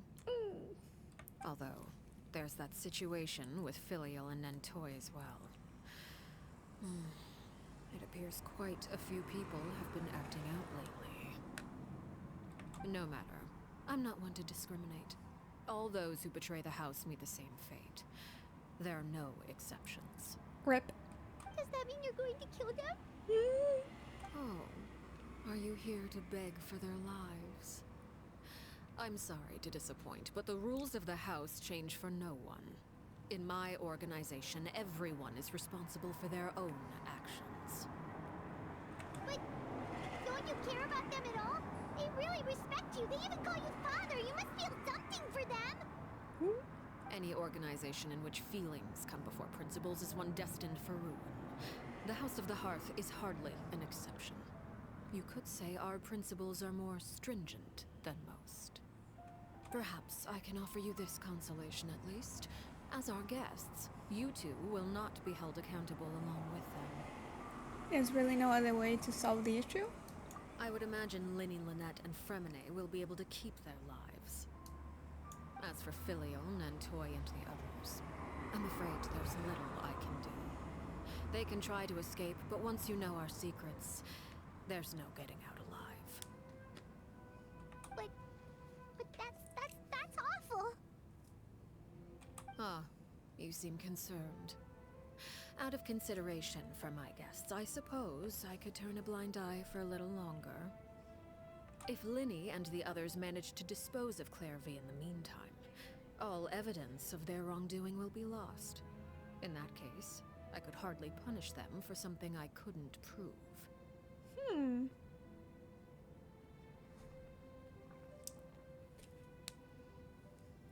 If their efforts are unsuccessful, on the other hand, all will be held accountable.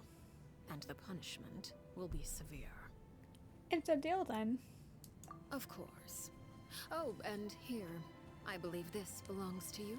Yeah, I knew try it. and keep better track of it next time. Well, no, I thought you would kill it. But hey. It takes a considerable amount of time to train a bird like this. It would be such a pity if you were to lose it permanently. Yeah, I knew it wasn't gonna work. Wait, where did you get that? Well, I'm afraid that's all the time we have to chat. Now, for the matter at hand. I asked you to meet me here because I have business at the Palais Mermonia. It has nothing to do with you, but I think it would be prudent for you to stick by my side for the time being. There will always be time later to run off and tell Linny what you've learned. Dang. Or we're gonna signal you. Help. Well, time to go. Looks like we wrapped things up just in time.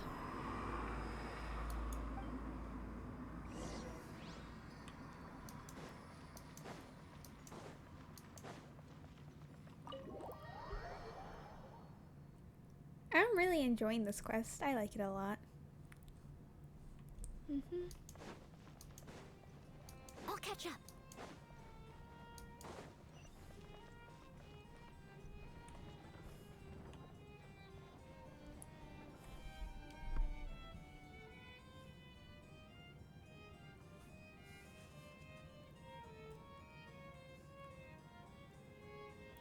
It's been a while, Monsieur Neuvillette.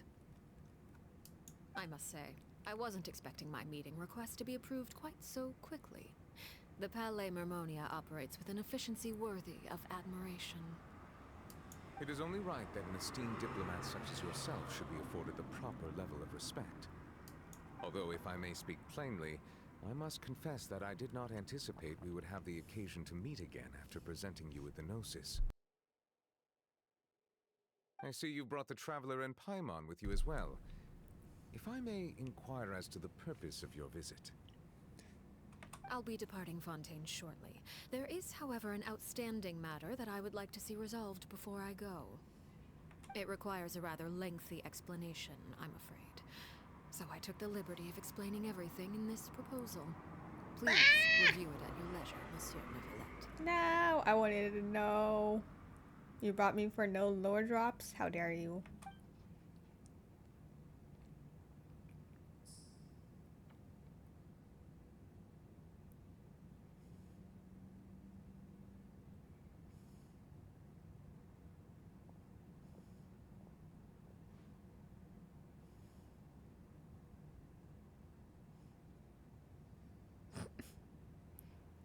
We are sat and just waiting.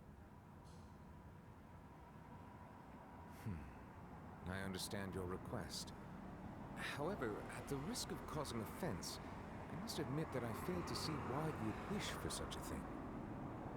I heard you have a certain fondness for water tasting, Monsieur Neuvillette, so allow me to use water as an analogy.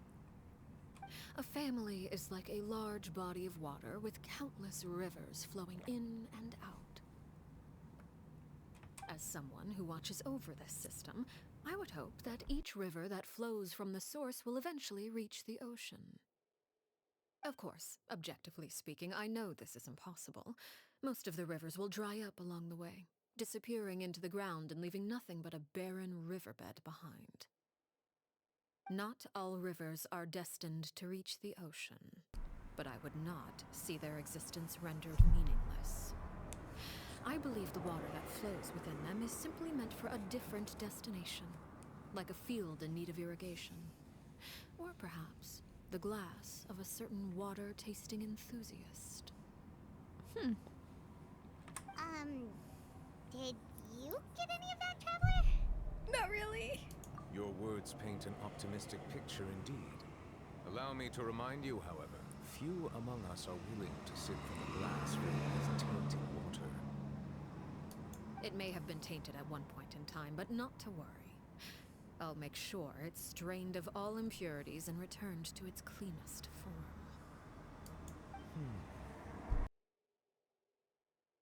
I seem to recall there being a transactional aspect to your proposal. Perhaps you could expound on that? If you accept my proposal, Monsieur Neuvillette, I will gradually withdraw my forces from Fontaine. And, unless absolutely necessary, I will no longer carry out any special missions within Fontaine.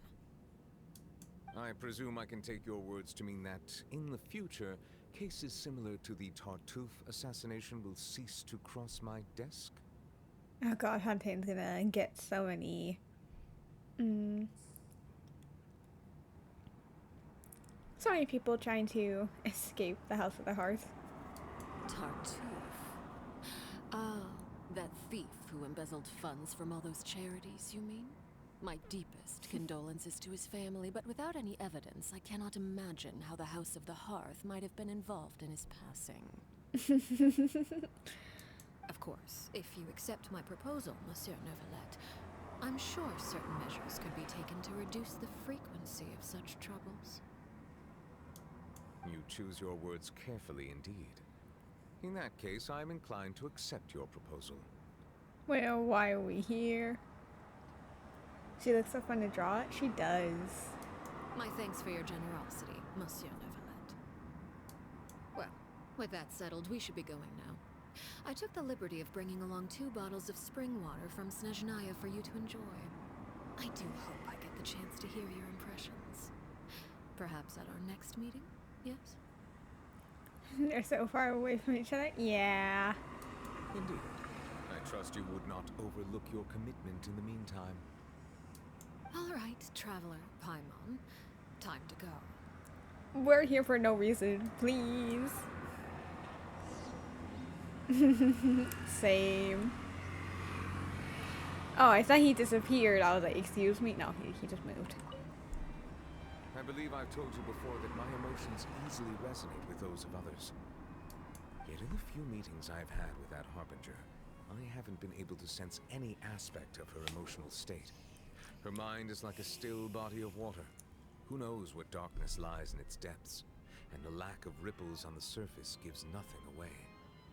It's unclear whether this is her natural state of being, or whether it's an incredible strength of will that gives her the ability to master her emotions. Either scenario, however, suggests she is a very dangerous individual. I do not expect an explanation as to why you two are by her side. Whatever your reasoning, I would only advise you to take caution. You say that after I was already technically threatened by her? That's the only reason why I was here, because I got threatened? Okay, thank you.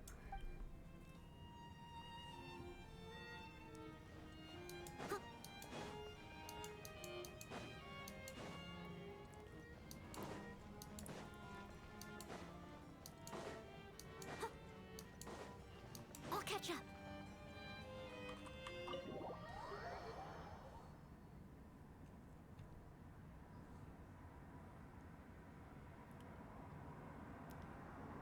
So, what exactly were you talking about back there? Paimon only heard you mention some rivers, a large body of water, and then some kind of irrigation scheme. You really want to know? I would imagine there might be more pressing concerns at the moment. Yes, very true, but I would like to know. Lenny, Paimon really hopes everything's going okay.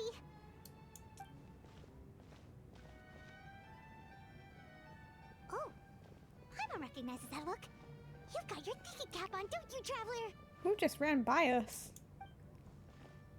The knave may seem relaxed, but she didn't seem to be joking earlier when she said those who betrayed the organization must pay with their lives.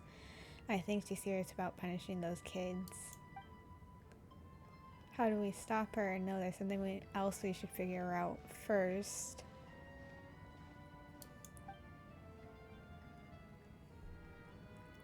While we were talking in front of Palace Memorial, she mentioned Clary's name. Does that mean she knew where Clary was this entire time? Maybe she anticipated how Lenny and the others were going to act. Oh, oh no. Oh my god. Okay, one, I knew he was running around. Two, that's the guy who got executed. He had the scar on his face. Oh no, shoot. it's actually him? Are you alright? He's a ghost. If he would be dead, then he shouldn't be corporeal. Wait. Oh, jeez. I'm so sorry. I was so focused on selling these papers, I wasn't looking where I was going. Wait a second, huh? Okay, my bad.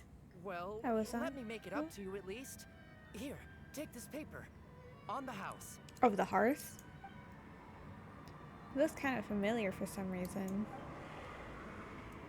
Oh, you don't have to give us anything. Please, Traveler, use your brain. You were literally a lawyer like twice. Please, I want to. It's not like I'm short on supply. All the extras will be useless come tomorrow anyway.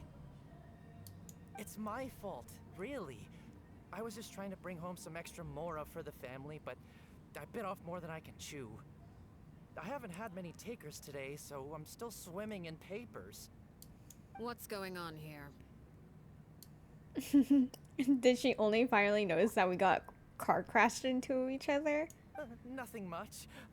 I just ran into your friend here on accident. I should probably get going, actually, so... You. Ghost man. Of course, I'm happy to compensate you with mora, it's just... I don't have any on me at the moment. I'll take 3 papers. Here, your payment. Oh! Thank you for your patronage.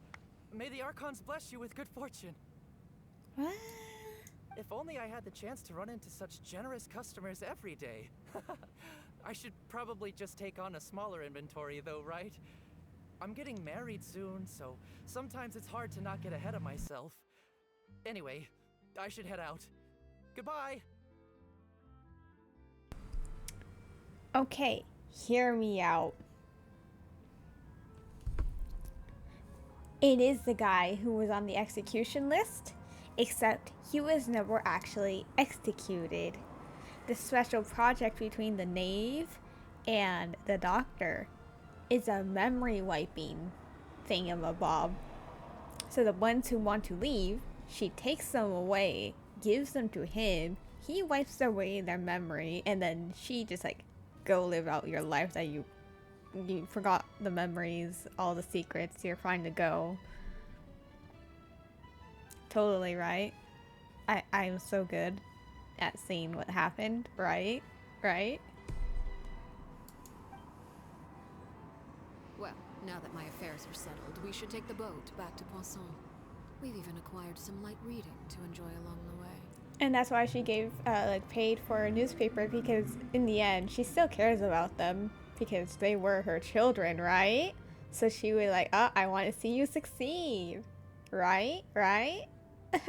I'm totally not being completely delusional and insane.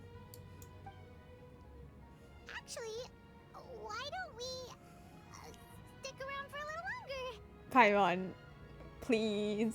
We've already been caught in the act of distracting her. We're not gonna succeed. Paimon just realized how hungry she is. She can't head back to Poisson on an empty stomach. Looks like Paimon's trying to buy us more time. If we head back now, I doubt Linny and the others would have made any progress. What should we do? It appears you two are under the impression that delaying our return will somehow alter the situation in your favor. I'm sorry to ruin your fantasy, but your efforts are meaningless. Okay, let us be delusional, please. That being said, I could be persuaded to give Linny some extra time. I just have one condition. If you agree to my request, I'll even answer some of your questions. You're quite curious about Claire V, are you not? And my relationship to her. Wait, why are you being so generous all of a sudden? You're not gonna ask us to do something bad, are you? You overestimate yourself. You don't have the talent for bad things. Wow, I see how it is. Then what can you possibly... The most important consideration in a negotiation is that both sides receive something they want. Demands and threats only get you so far. Your condition, let's hear it. Wonderful. Huh? Here it is. Why does it sound already so ominous? When the time comes, make the choice that you deem most appropriate in the situation, and lend your help to the House of the Hearth.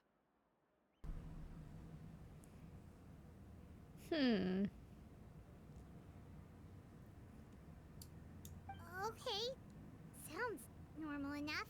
But what do you mean, when the time comes? When is that supposed to be? When the time comes. That is for you to decide. Uh-huh. Okay, we accept the condition. Then we have a deal. Follow me.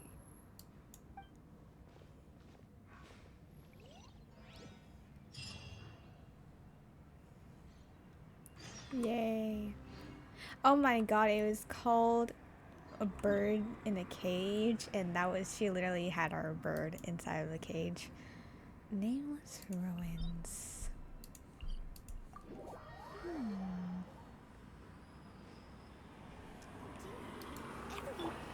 Wait, no. How do I, yeah, I have no energy.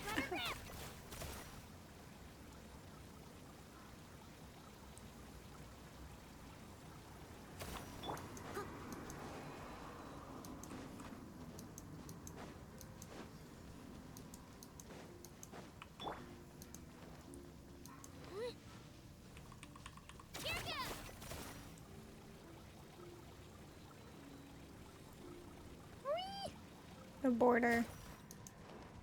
Seeking our downfall. We make it. See, we made it. It's fine.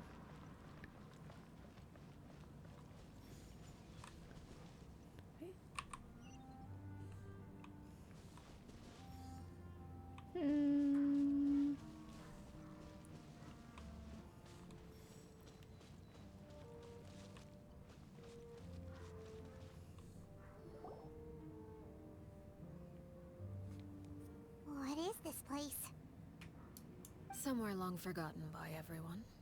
It used to be a grand building. Now it's nothing more than a pile of rubble. Oh, I think this is like everyone's like, oh, maybe this is where. No, was this the place that people are like, is there gonna be a new boss in a future update here? What happened? Let's go! You can finally compete with people who have good scorings. Hopefully. I hope.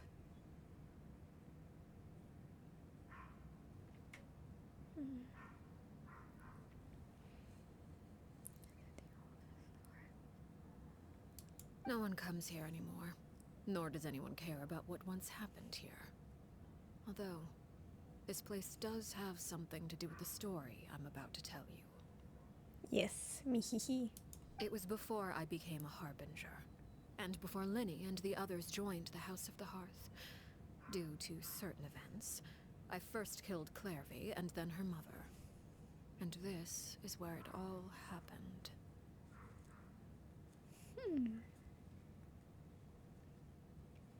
We hope because you've been so unlucky with people. Yeah, no, it's unfair. They never vote indeed.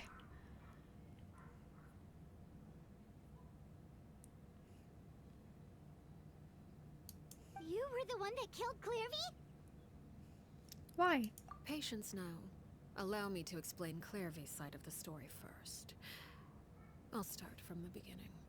They did say if there's a dispute, you have to fight to the death. Is that what happened? Clairvy was 6 years old when she was brought by her mother, Crucibina, to live in the House of the Hearth. From the outside, it seemed like a fairy tale. A thriving family made up of kind adults and friendly children. Oh my god. Was this spoiled to me? And I thought was her trailer before she got released? Oh. Okay, I see. Dang. I thought I had like no spoilers, but apparently I kind of knew this part before I should have. Dang. Yeah, they literally mentioned it earlier. Where one of the harbingers are like, I heard you have like this thing where like if you guys like two people get into a fight, they have to have a friendly spar so that the winner can like no the whoever loses has to back down from the fight that they were arguing about. And she's like, yeah, in the past it used to be like a lot more severe. We only just implemented that the old one you had to kill each other to win. So if they had to mention that to bring it up later, so maybe that's what happened here? I have no idea. Crucibina was the knave at that time, and the House of the Hearth was under her control. She was Clairvy's mother by blood, but she was also the mother to all the children in the house. I was assuming so. I was like, they have really similar hair colors. Are they actually like related by blood? Clairvy was happy here for a time, but she quickly realized that being part of this family wasn't a fairy tale at all. It was a kind of purgatory. Purgatory?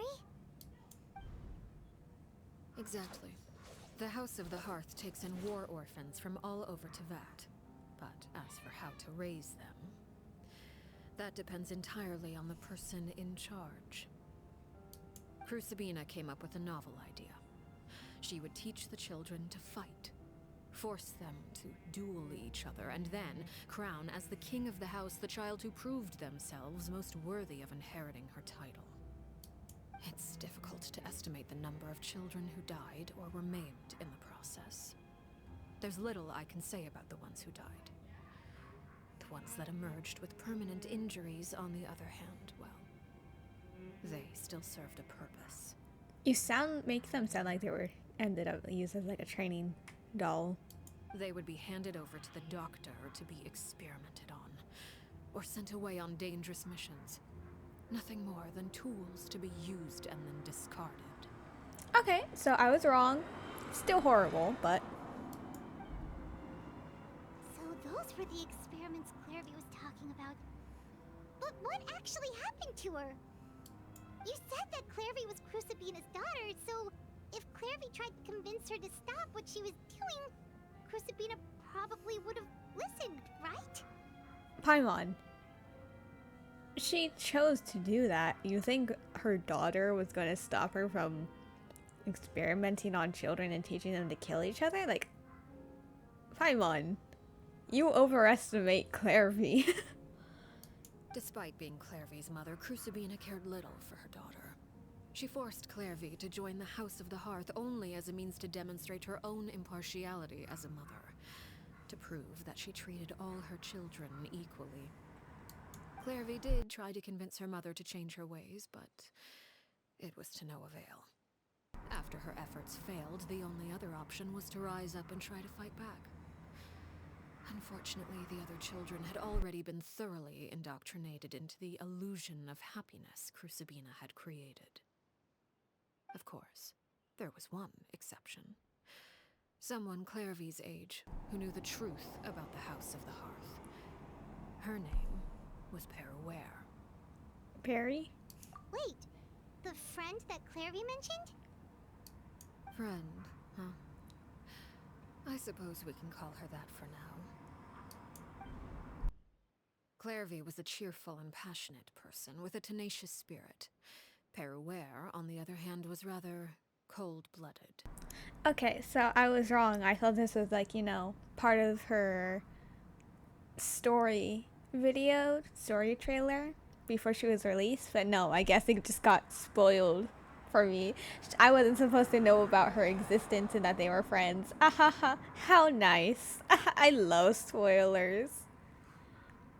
Where are child services? I don't think they exist. Her cold-blooded nature allowed her to see through Crucibina's facade. Yet, it was also this cold-bloodedness that prevented her from acting against it. At least at first. While Clairvy longed for freedom, Peruere was convinced that, amid all the fighting and violence, she would make it until the end. Despite their differences, the two became fast friends, united by their knowledge of the truth. Clairvy told Peruere that she hoped to create a real family, where no one would be killed or sacrificed. There may have been a certain naivete to her ideas, but Clairvy proved her determination many times over. She tried countless times to run away, ask for help, or expose the truth. But her efforts only earned her beating after beating. Oof. The only thing that kept her going was her strength of will. Even with her body racked with pain, she would still stand on her tiptoes and open the window at night. She and Peruere would look out at the moon together, a fierce longing for freedom shining in her eyes. But one day that light simply vanished. Oh no. What happened? God, I forgot to do that. Oh, that's unfortunate. Her hopelessness resulted from a culmination of things. 10 years had passed. 10 years worth of failure after failure. She and Peruere weren't children anymore, but finding any chance to escape still seemed as hopeless as ever. Oh, so when she died, she reverted into her more naive, hopeful self. That's sad. It was during this time that Peruere suggested a new plan. If escaping was out of the question, why not take down the very person sitting on top of this throne of lies? Mother herself. Clairvy rejected that proposal.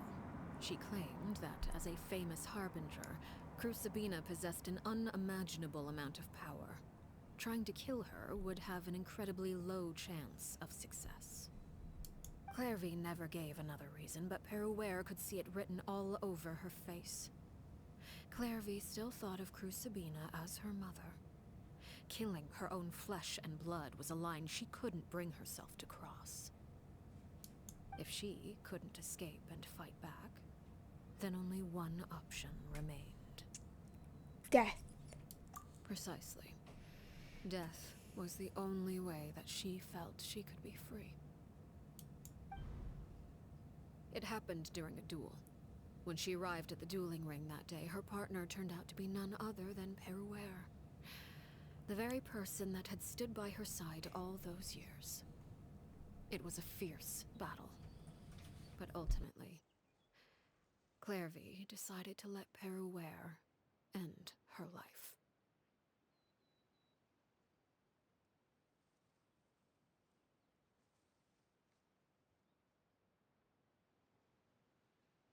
From that moment on, Peruware's journey was one written in flames. When the rain finally came and washed it all away, there she stood, the sole victor in Mother's endless game of slaughter. A trail of corpses strewn across her path to success. Rip. It was the very result she had predicted 10 years prior. Even then, she believed she would make it until the end.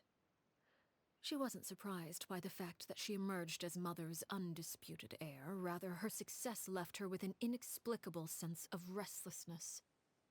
She was unsettled, and there was only one thing that could quell that sensation. Perhaps you two would like to take a guess as to what it was? Killing the person at the very top? Sabina, you mean? But... Correct. This is the place where Peruware killed her best friend. A mere year later, this is also the place where she fought tooth and nail to kill the mother they shared. The moment she acted, any conception of what was right or wrong ceased to matter. It's one of the principles of the house. Only those who survive get to write the rules. Peruware won the battle, and became a harbinger herself.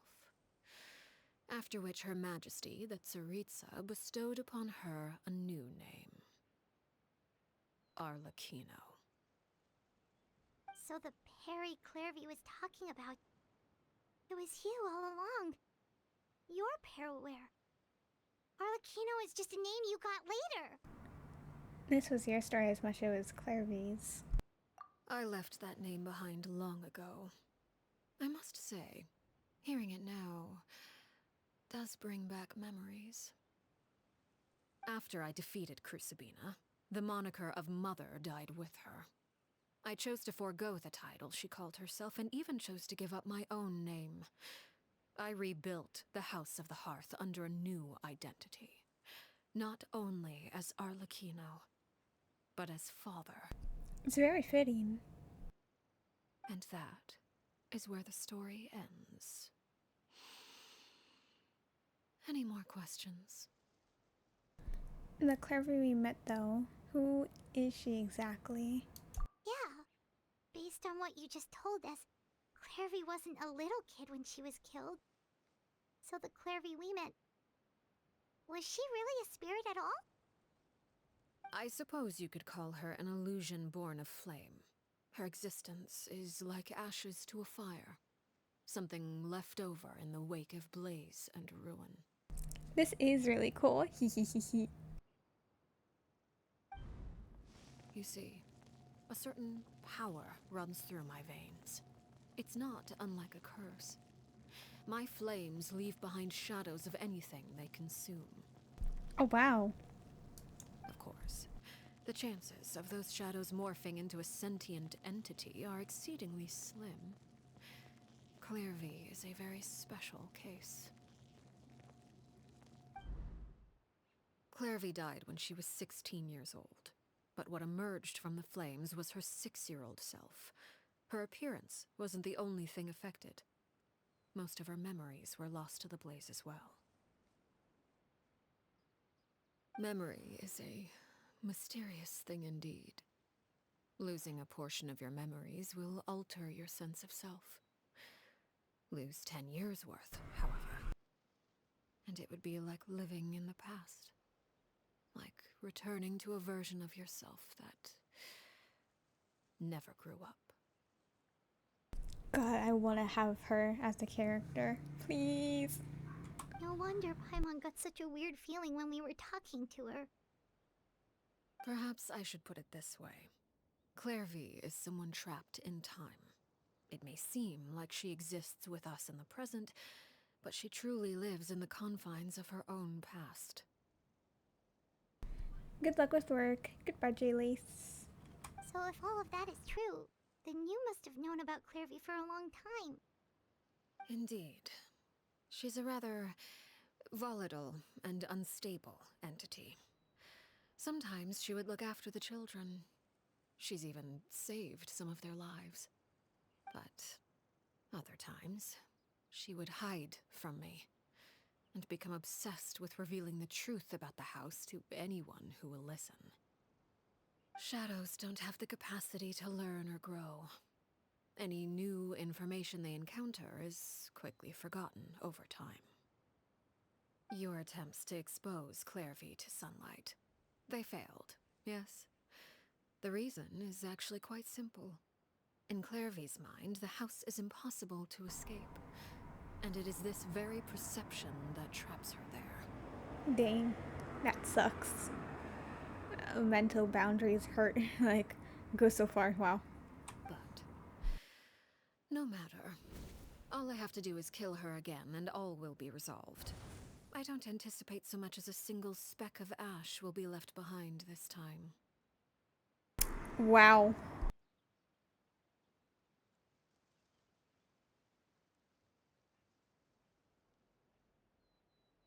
She's like, that's your friend. Dang. On another hand, she does cause discourse. She does cause doubt with what she thinks about the old house of hers. And plus, she's not really alive. It's like, it's not really even supposed to be there. So, Wait! You're gonna go to sleep now? Good night. Thank you. Paimon can understand why you might want her gone, but isn't there another way? Paimon, not really. So what if she's trapped in her 6-year-old self? She's still your friend! At least talk to her first!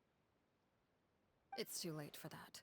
She broke the rules, and now she must be punished. That goes for Filial and Nantoy as well. She's had quite the effect on them. Dang. Rip. Goodbye. I hope you understand. The difference between Crucibina and myself lies in our formulation of the rules, not our policy for enforcing them. Upholding the rules without question is a trait we both share, because that is how a household should be run. I mean, yeah. Dang.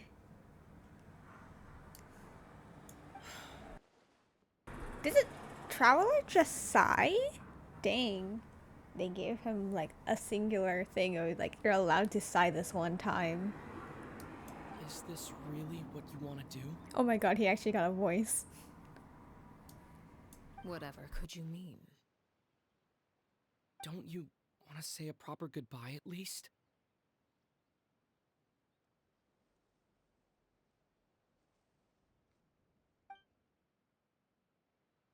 Whether as a killer or as a father, there are two things that must be avoided at all costs: anger and sorrow. Wow. Anger makes you impulsive. Sorrow causes you to waver.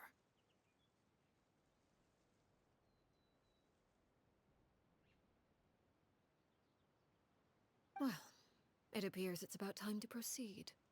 Before we arrived, I told some of my well-behaved children to bring our troublemakers here by nightfall.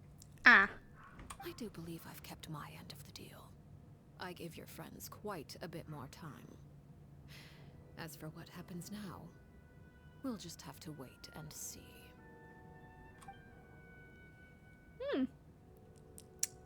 Dang. Yeah. Here they are, Father. Oh, dang, she's just in the shadow.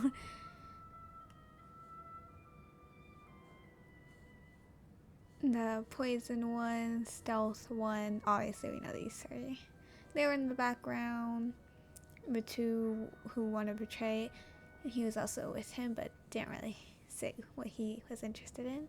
He's the one who strangled the pets, I remember. Hee hee hee. Oh, you gonna execute him? Seeing something like that would actually be a first for me. God, this kid is messed up.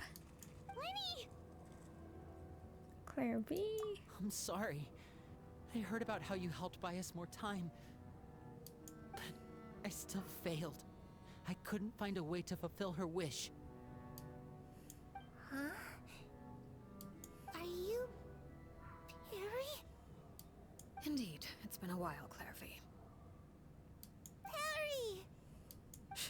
Stay right there. I'm sorry to postpone our reunion, but first, I believe certain scores need settling. Oh my.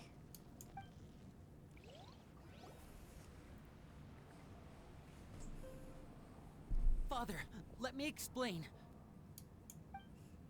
Out of my way. Oh my. Father! You chose to conceal a threat to the house. And for that, you must be punished. Overall, however, I suppose your wrongdoing is hardly the most egregious of the bunch, so I'll deal with your punishments later. As for right now, the more pressing concerns are the traitors among us. By traitors? Do you mean us? Father, let me explain. We didn't mean to. Fultz, why don't you share what you heard? Yes, Father. Secret Midnight Meeting number 3. Participants, Filial, Nantoy, Sato, Toddy. Nantoy clearly said, if only Father wasn't the one who took us in. Oh, yeah, you're doomed. Sato added, I'm sick of this life. I just want to live as a normal person.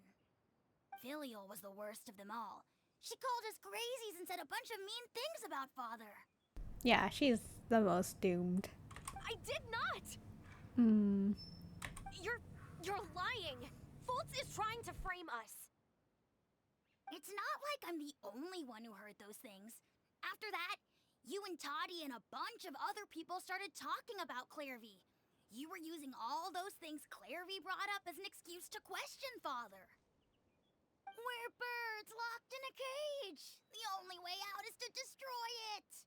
That's what you said, wasn't it? You little... You just want me gone, don't you? What did I ever do to you, huh? And you, Sheplo, have you forgotten who stood by your sickbed, watched over you, and changed your dressings? Come on, let's hear it then. What's your reason for all this?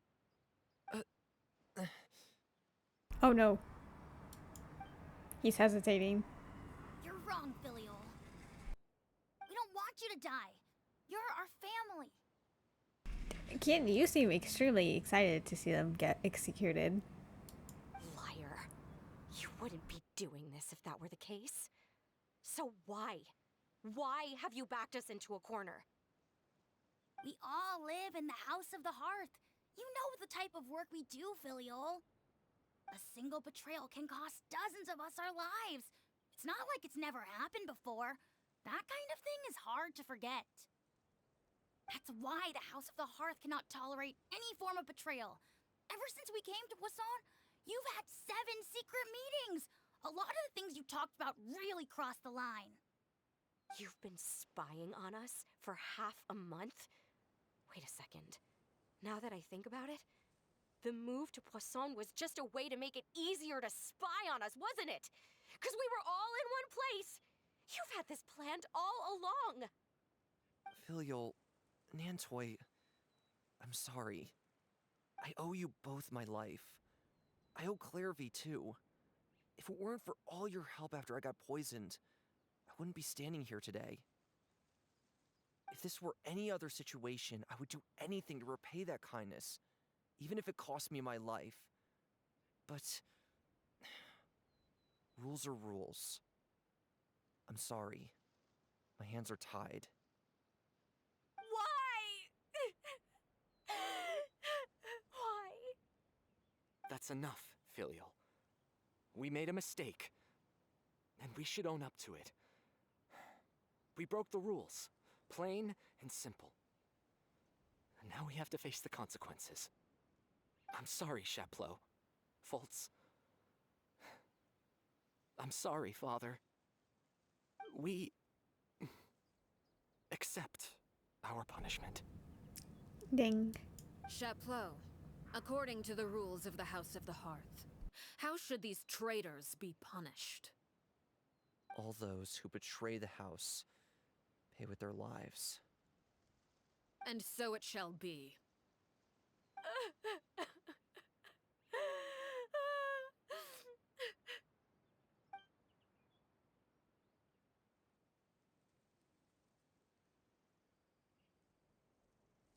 Father, please wait! Something you want to say, Linny? Please reconsider, Father. What Filial and the others did, does it really count as betrayal? We all come from broken families. From the very first day we joined the House of the Hearth, we wanted nothing more than to make it a real home. But the truth is, none of us know what a real home should look like. I'm not saying I have all the answers. All I know is this. Killing Filial and the others may uphold the rules, but doing so will only bring us further away from being a real family than we've ever been. So please, Father, please reconsider. I agree with Linny. Father, please. Linny, you...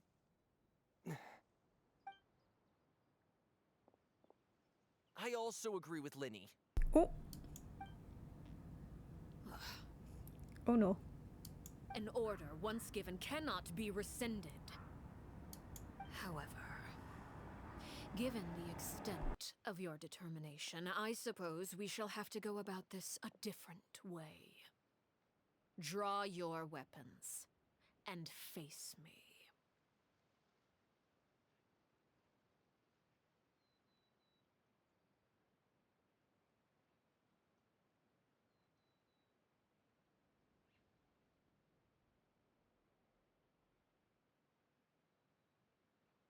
Our weapons? Oh yeah, you have a disagreement. You gotta fight, right? Father, are you referring to a duel? Precisely. The rules of the house will not be altered. Traitors must be punished.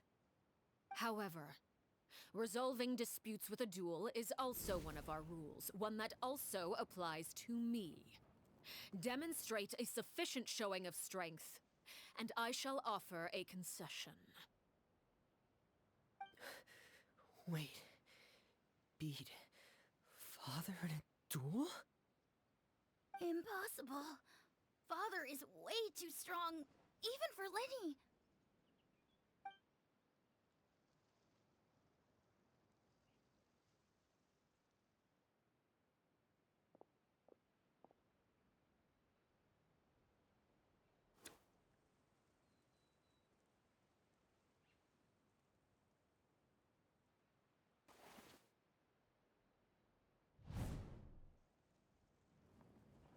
How nice. Did you hear that, Traveler? No, Paimon. I didn't hear anything. Linny and the others have to duel the knave. What should we do? Can they really win something like that? If they lose, those people from the house are really gonna be executed. Hey, are you listening? Yes, Paimon, I am. Chill. Is executing them what she really wants? Don't you want to say a proper goodbye at least? Anger makes you impulsive. Sorrow causes you to waver.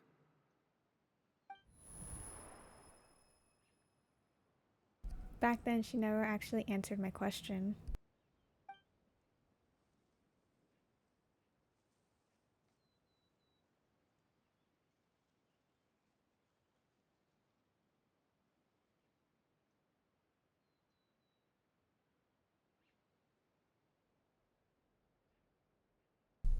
But that makes the answer pretty obvious, doesn't it?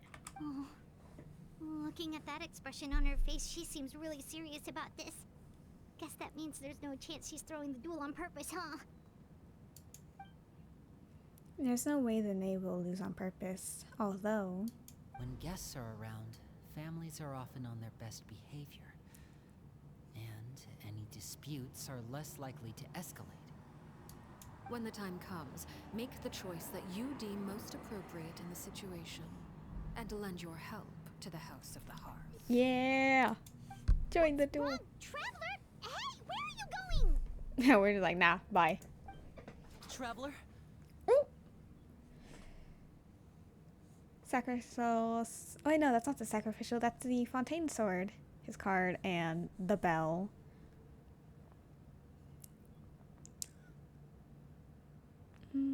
I'd like to see myself what the Fourth of the Fatui Harbingers can do. You're asking to join the duel against the knave? Okay, listen here, Paimon, you could have some support for me, if that's okay. I'll allow it. We do have a ready-made dueling ring at our disposal, after all. Literally. All I would advise is this. Keep a firm grasp on your weapon, and give it your all. Any less, and you may just lose your life.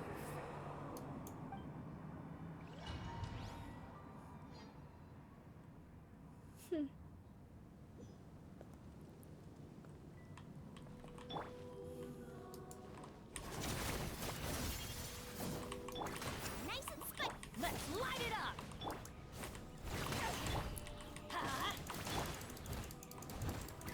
I have no... Oh, I don't have any... Voila! What?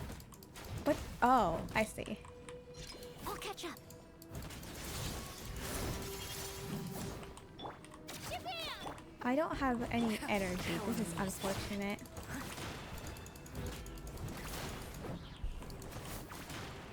Are you alright? Yeah? Now that's more like it.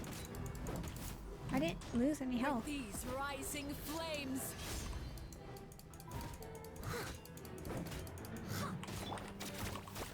Out of the frying pan. Ooh, I summoned her. Light it up. I'll catch up.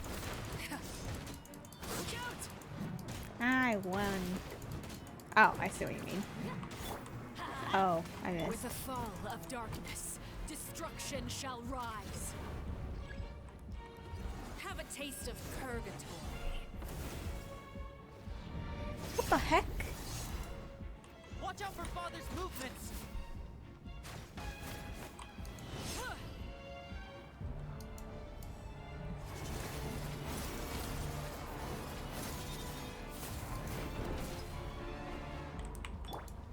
Let her rip.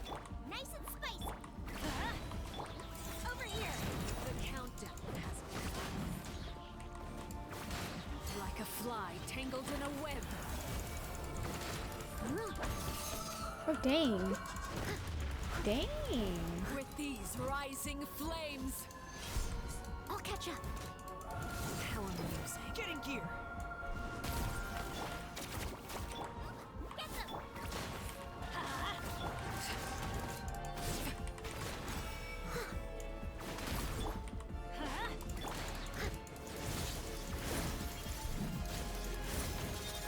I just realized they're kind of just there.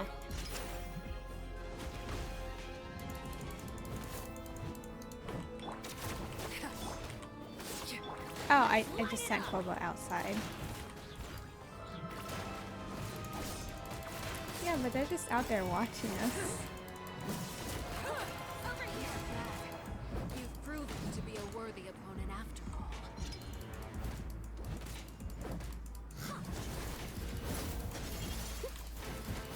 I'll catch up.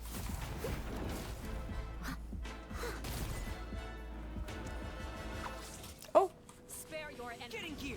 Running is of little use. huh?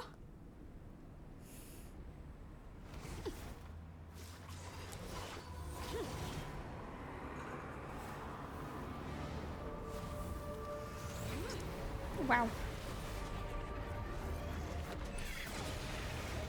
Does everyone in Fontaine's like, yeah, we're gonna ignore that. Cause, wow. From a bird into a spider. This is horrifying. Now for chance! Oh, Over here. My blade is all that remains. Leave it up to me. oh, I don't know how many phases she has, and I don't want to use my burst for when she becomes stronger. I'll catch up. Watch out for Father's movements! Look out! What do you think I'm doing? Oh, look at the little puppets there. Do they do anything? Light it up. Damn. Steady as stone. Look at all of them watching me. Over here. Sometime is only the beginning. Everybody stand as a dutiful maid would. Oh my, how rude. Someone needs assistance. Sometime is only the beginning. Watch out for Father's move! Oh my god, there was another phase? Aww. Oh no, it could just be the story quest. Woo.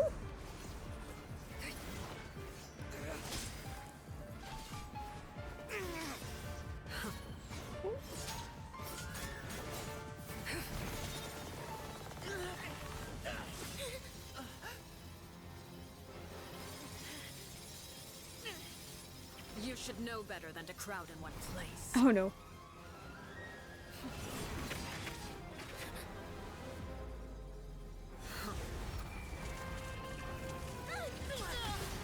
Dang. Oh, I know.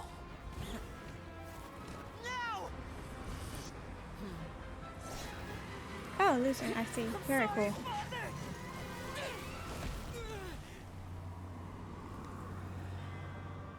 Ah, so. Oh, she caught it. Sorry for what? This pitiful excuse for an attack. Oh, dang. Not the insult.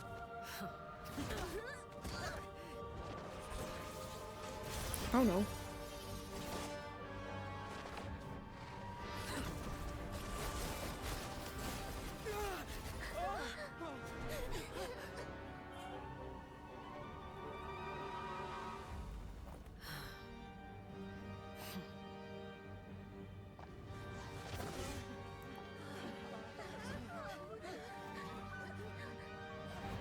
Father, no!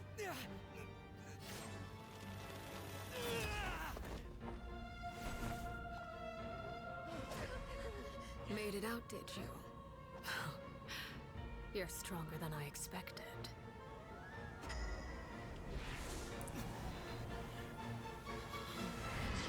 Oh my. A crimson moon? I can't move. Oh my. Dang, the burst in the cutscene, wow.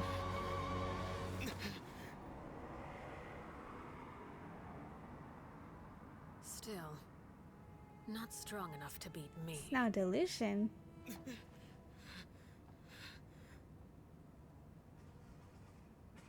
Dang.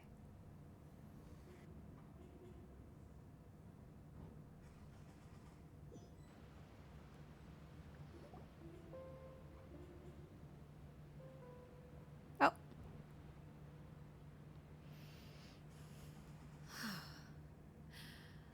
I believe we can end things here. It's not often that we get to enjoy the company of guests, after all. We wouldn't want things to get too out of hand. Wow. That was such a good cutscene. Brother, are you alright? Lenny. Given that I am the victor of this duel, as agreed, the punishment stands. No! I never thought things would end like this. However, everyone involved in the duel demonstrated a remarkable level of strength and determination. In light of this, I'm prepared to change the method of execution. Elwar, the bottled flames I gave you for safekeeping. Do you still have them? Yes? I wasn't sure what they were for, but I've kept them super safe. I didn't lose a single one. Wonderful. Then, in just a moment, I'll have you administer them. Bottled flames? Indeed. They're the product of a secret experiment. Under certain special circumstances, flames can be extracted from my person and preserved. Once ingested, searing pain will spread across every inch of your body. No harm will come to you physically, but your memories will be burned away. Oh, I was right. If you can withstand the pain. When you awake, you'll have forgotten everything you know about the House of the Hearth, and will be expelled from the organization. Dang, I was right. Let's go. In other words, administering this concoction will kill the version of you that grew up in the house, and give you a new identity. So that means the young man that we thought looked familiar, the one selling newspaper outside the palace memoria, he must have been the same horror we saw on the list of executions. He wasn't killed at all. Memory is a mysterious thing indeed. Losing a portion of your memories will alter your sense of self.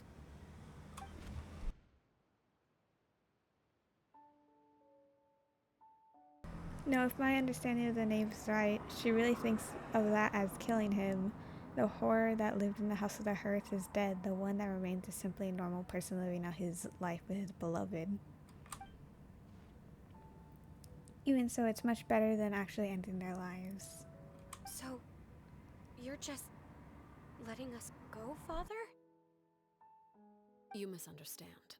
Memories are extremely important. Once consumed by flame, the version of you standing before me will die, and our secrets will die with you. So no, I don't intend to just let you go, because the person who survives will be nothing but a stranger. Even so, I won't have to live in fear anymore. I'm sorry, Father. I'm sorry I let you down. But I really... Don't cry, Filial. You haven't left the house yet, so there are still rules to be followed, yes? Remember what I taught you. Anger makes you impulsive, sorrow causes you to waver. Don't let yourself be controlled by your emotions. Of course. I'll remember. Dry your tears, and go pursue the life you really want. Yes, Father. Chaplot, Foltz, Elwar. Take them back to Poisson. And bring Linny and the others as well. I prepared 3 extra vials of bottled flames. As for whether to take them, the choice is yours. Goodbye, children. The next time we meet, I will no longer be your father. Dang. Thank you for all you've done for the house. I hope you have bright futures ahead of you. She really does care about them.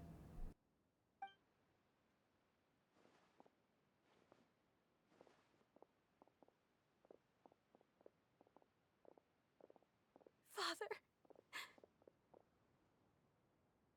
Let's go.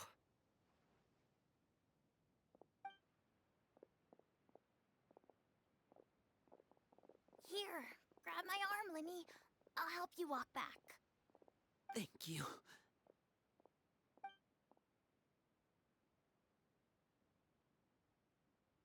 Clairvy.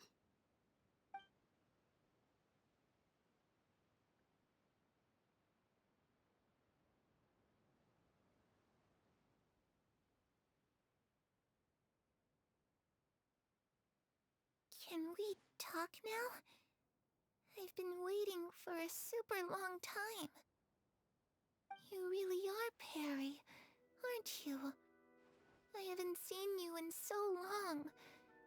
How come you're all grown up? Wait, did I somehow travel to the future on accident? Or am I dreaming? What a long dream. Neither. You died, Clairvy. That's what happened. So blunt. You could have at least sugarcoated it a little. Look, she's done speechless. If this really is Clary's younger self, then I would say she's probably had enough of an... she's probably had enough lies. Oh. Okay then. Huh? That's it? You accepted it just like that? Yep. If that's what Perry says happened, then I believe her.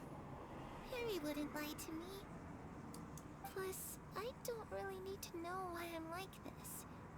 I'm more curious about what happens in the future.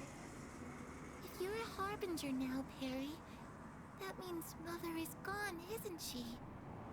Can you tell me about it? I want to know what happened to her. And to me. You never stopped trying to defy fate. At first, no one believed you. You could only vent your frustrations to the moon. In fact, you often sought comfort in the night sky.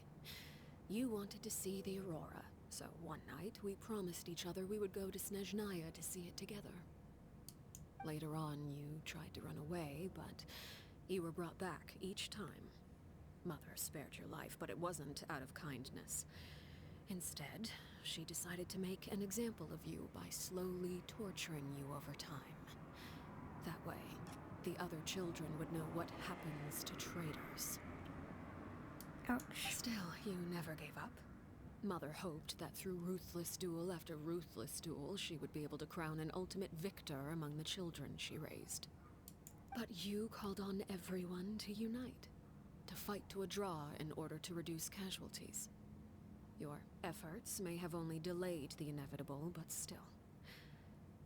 You gave them hope. You tried everything you could think of, but every attempt ended in failure.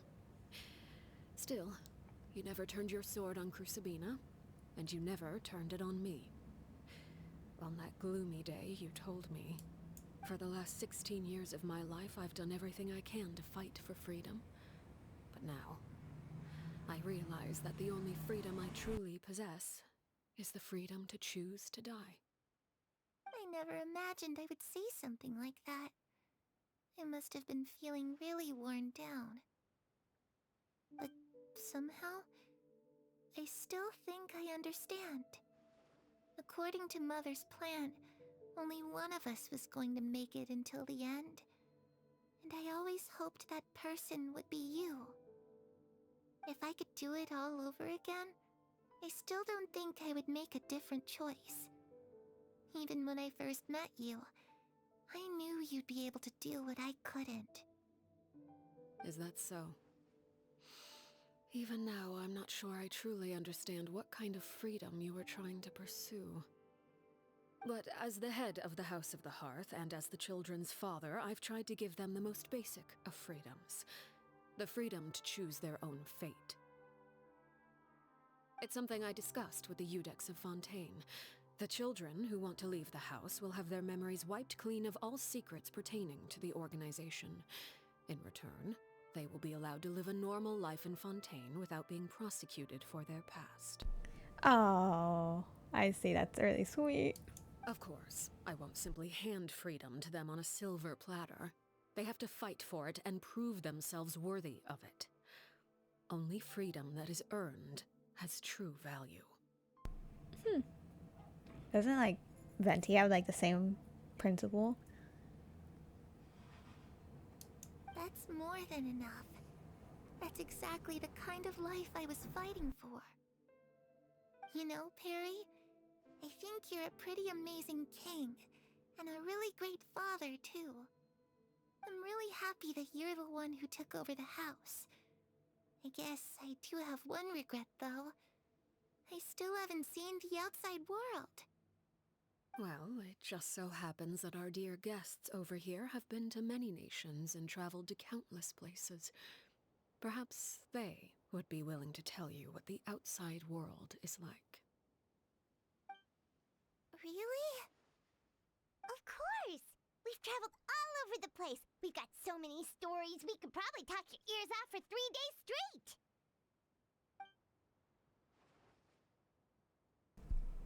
Talk about the land of Animo, Nation of Freedom. You know, I used to dream of being a bard. Playing the lute while singing into the winds of freedom. Even if there was no one there to listen, I would have continued to sing no matter what. Talk about the land of Geo, Nation of Contracts. Ah, that's where Mora comes from. I never knew that before. If I had some Mora, I would buy 3 new dresses. One for me, one for Perry, and one for Mother. It's just too bad Perry doesn't like wearing dresses. Oh, wow. Mother? She probably wouldn't accept something like that either. Rip. I guess I'd just have to keep them all for me then. I could wear a different one every day. Yeah. Talk about the land of Electro, Nation of Eternity. Those yokai you mentioned, what do they look like? I once saw a drawing of this one guy with horns on his head and a super scary face. An Oni. Are there any yokai like that? Oh, sounds like you're talking about an Oni. Yep, we've got one, and let Paimon tell you, they're not nearly as scary as they look. Rip Ito. Talk about the land of Denjo, Nation of Wisdom. I was always too afraid to skip Mother's fighting lessons. But at the academia, I bet you could do all sorts of secret things in class. Things that have nothing to do with studying. I'm just kidding. Being able to study whatever you want without having to fear for your life actually sounds pretty great. You tell Clary all about the various nations you visited. Eventually, the conversation would interest Fontaine. The situation was super dangerous. Lenny and Lynette were accused of committing a crime, and they were going to have to stand trial at the Opera Epicles. Oh no! That must have been hard for all of you. What happened next? We blew up. Don't worry, we were able to turn the situation around super quickly. All thanks to Detective Paimon, of course. She will never get rid of those glasses. How'd you do that? Come on, tell me. Okay, so it was like this. After the failed magic show, we rushed to the scene and... Clary is listening really intently to Paimon's story about our time in Fontaine. She seems really happy, like all her troubles have been forgotten. Maybe this is the first time she's ever been able to truly relax, but I'm not sure how long this moment can last. Shadows don't have the capacity to learn or grow. Any new information they encounter is quickly forgotten over time.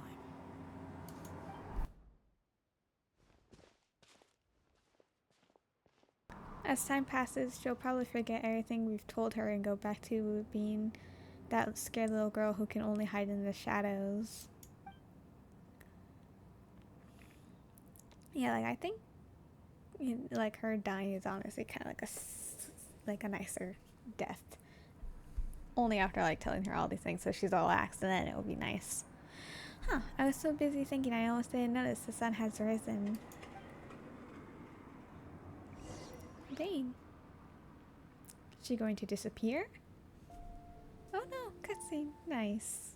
Clairvy, you've worked tirelessly from the shadows to overthrow the House of the Hearth.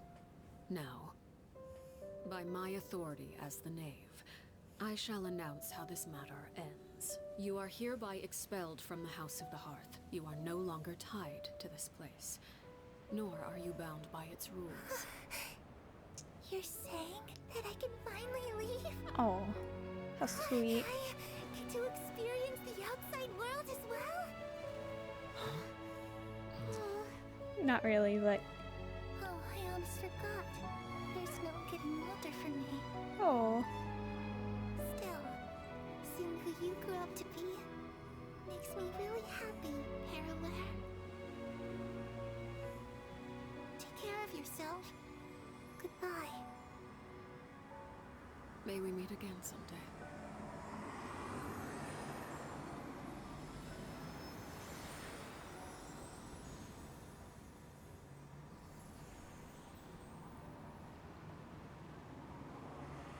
Clairvy. She left so soon. Paimon didn't even get to finish her story. I also have certain sentiments left unsaid. I wanted to tell her that the aurora I saw in Snezhnaya was just as beautiful as the ones in the pictures. But a shadow's memories reset at dawn. Had we delayed any longer, we wouldn't have had the time to say goodbye.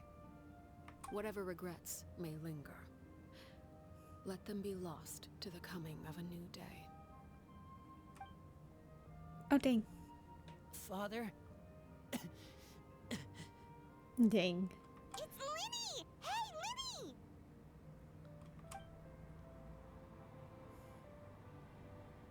What is he doing back here? Let's go check it out. Oh.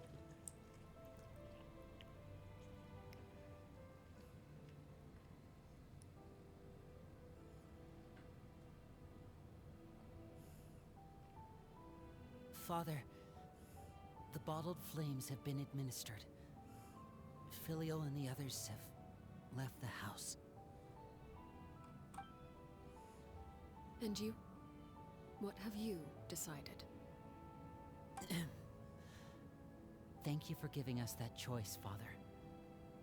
But we never wanted to leave the house. It's the only home we've ever known. Lynette and Fremine feel the same way.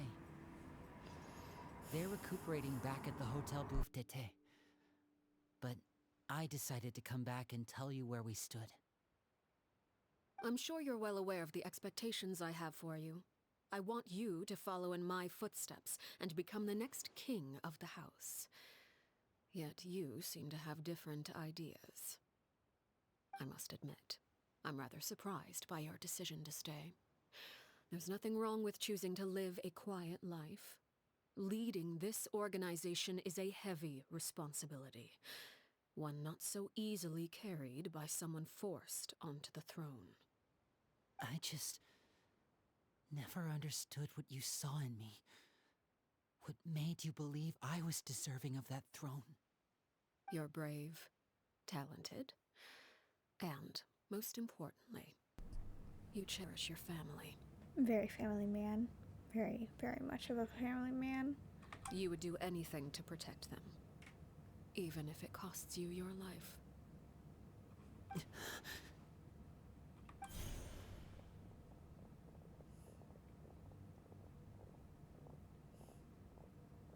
Speaking up back there was so brave of you, Linny.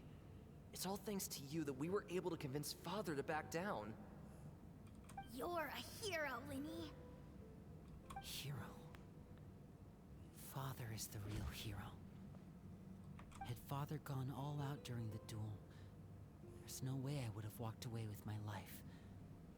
She must have had it all planned from the beginning, from the very moment she suggested a duel. Yep.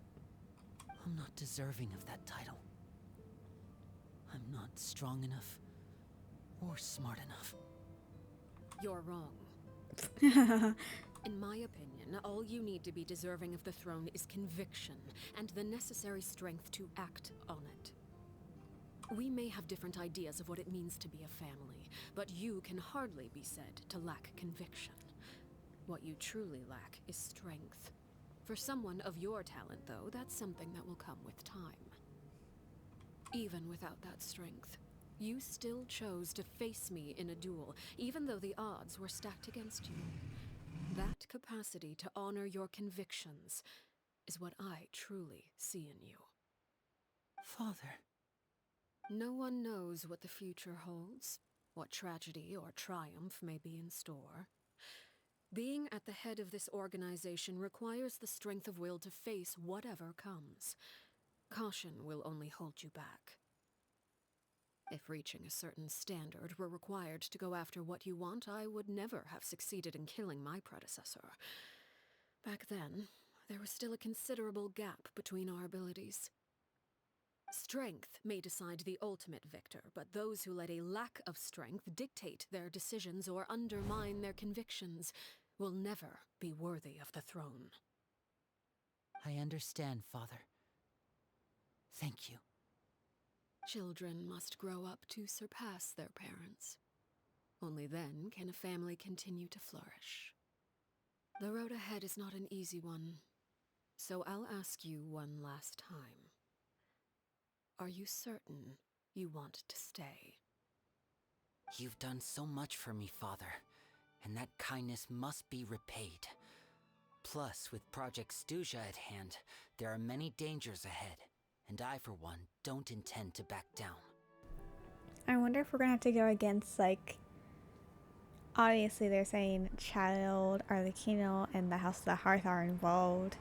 Maybe Capitano and the captain in the future will also be involved. Like, do we have to fight against all of them? Dang. Protecting my family at all costs. That's my conviction. Then you're welcome to stay. As for Project Stuja, you need not be too concerned. If those cowardly businessmen and heartless dignitaries try to take us down, I'm prepared to teach them a lesson. Yes, destroy them. Having members who longed for the light was our organization's last weakness. With those members no longer among our ranks, the House of the Hearth is like a spider hiding in the shadows. We need only wait for our prey to come to us. Yeah. At present, our imperative is to use their plan to our advantage. In doing so, a crimson moon shall rise amid the frigid blizzards of winter. No demonstration of loyalty shall go unrewarded, and no sacrifice shall be in vain. As for the two of you, whether we meet again as friend or foe, I'll remember the camaraderie we shared in this moment. No matter how arduous the journey ahead, I hope we both reach our desired destination. Yes. Wait until 2 days later. Wow. Let's see if we can see at the hotel. Oh, no, wait, what hotel is it?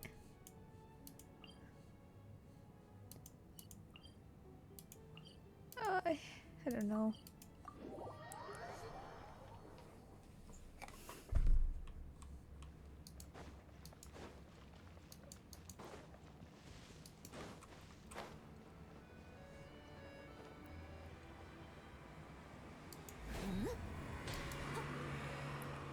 Nope. Okay. Well.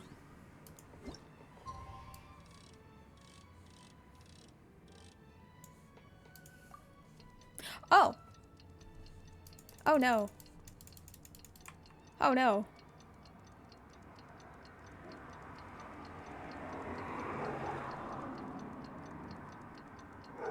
I did not anticipate this. Or actually I did, but I thought it would be before, not after.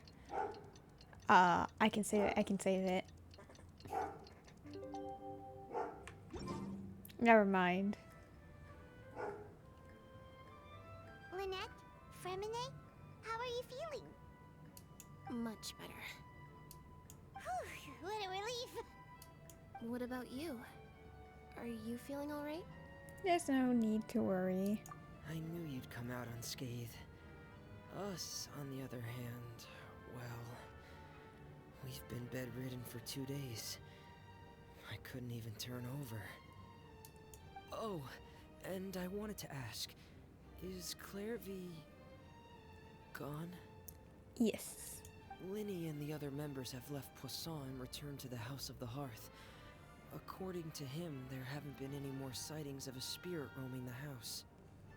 I bid her farewell under a blanket of sunlight. I see. I'm glad. Father came to check up on us 2 days ago and told us about what happened with Crusabina and Clairvy. Actually, I've met Crusabina before. Oh wow. Wait, what? You've met the former knave? Crusabina died a year after Clairvy. It was during the year between their deaths that I joined the House of the Hearth. Oh dang. He was there like way before Linny and Lynette. Crusabina had an extremely cruel and radical way of doing things. While she was alive, the atmosphere in the house was suffocating. He had to be like really, really young. Because Arlecchino was just 13 and he's a teen currently. When I joined, though, the experiment she valued so much had already come to an end, and all the people involved, dead and injured alike, were gone. Crusabina never talked about the past with us newcomers. A couple of months after I joined, Father killed Crusabina and burned all her files. With that, The names of all the people subjected to her experiments, Clairvy included, were lost to the flames, along with the painful memories they represented. Father took in Lenny and me a couple months after that, but she never mentioned anything about Crucibina or Clairvy. It really seems like something she was planning to keep to herself. The last time you talked to her, did she mention why she kept it a secret for so long? She said she didn't want us to be affected by the darkness of the past. She was worried we'd develop a false sense of gratitude towards her if we knew about it. The foundation of a family should be free of any corrupting influence. Whatever happened in the past, it has nothing to do with who we are now. And that's what Father told us in the end. That was kind of a good tone impression. But I still thanked her for everything. It was only after hearing about what Crucibina did that I finally realized how insignificant our lives could have been. The members of the house meant nothing to her.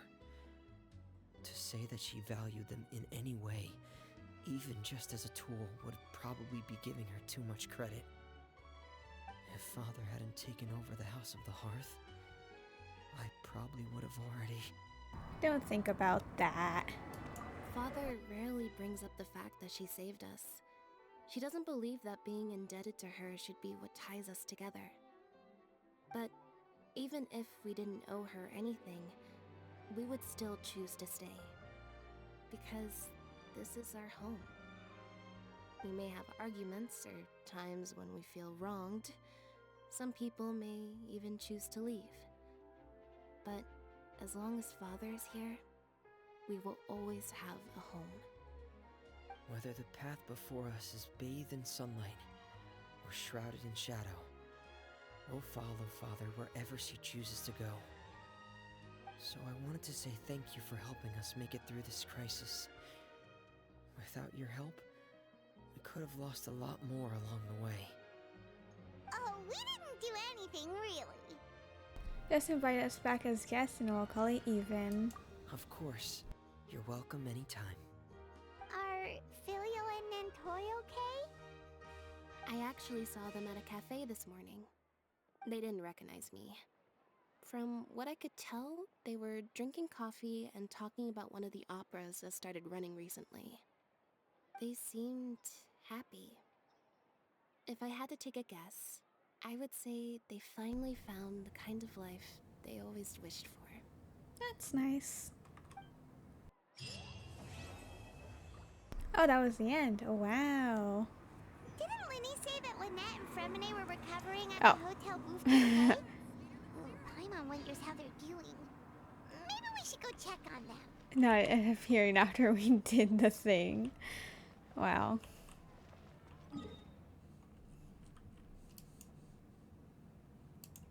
Now the Arlecchino boss is available.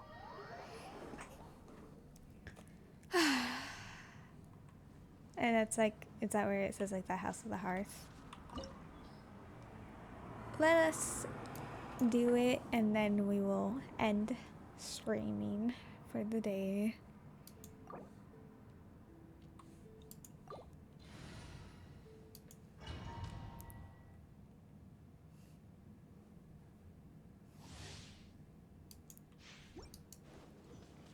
Oh, the puppets.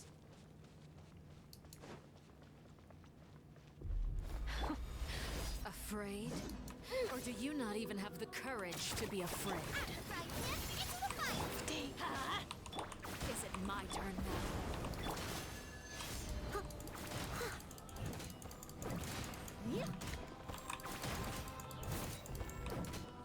Someone needs assistance. How amusing.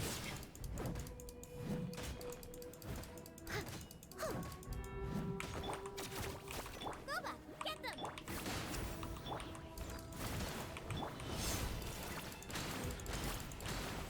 With these rising flames, how amusing.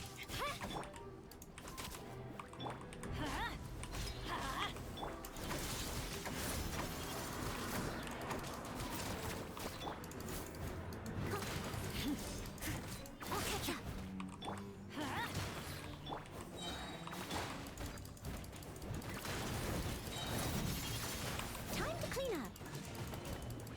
Now that's more like it. Someone needs assistance.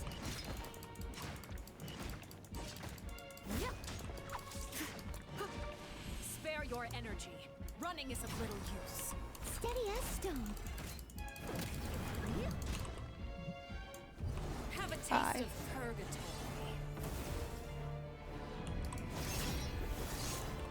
I'll catch up. Oh. Hi. Is it my turn now?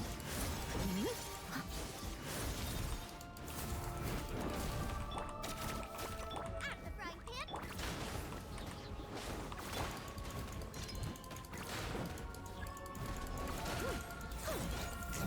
The countdown has begun.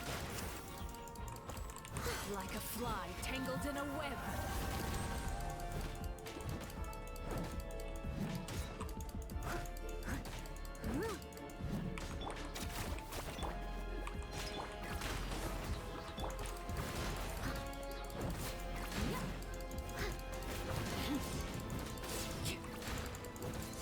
How amusing.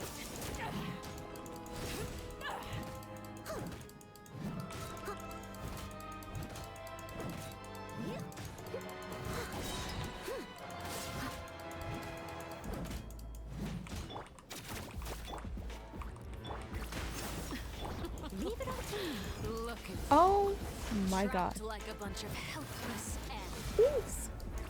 I'll catch up. Is Dang. it my turn now?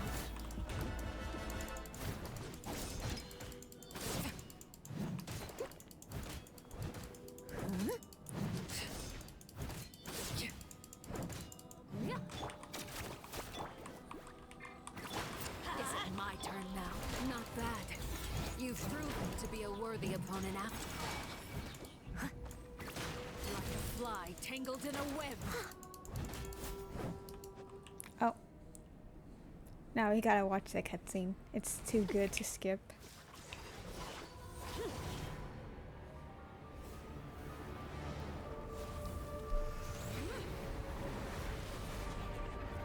So cool.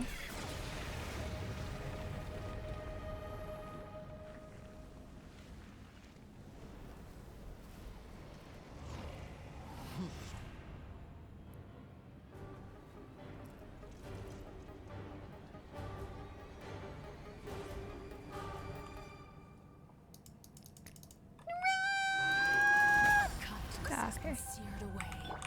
My blade is all that remains. You're toast. Nice and spicy. Teamwork is strength. I must leave no stone unturned, as a dutiful maid would.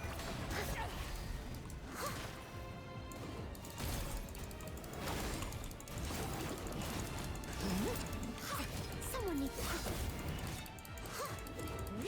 I'll catch up. Steady as stone. Let's see how strong your resolve truly is.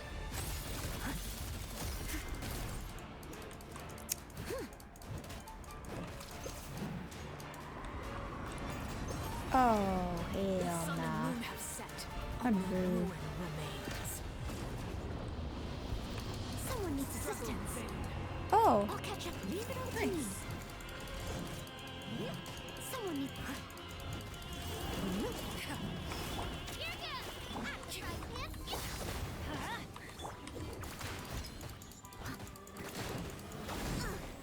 I missed it.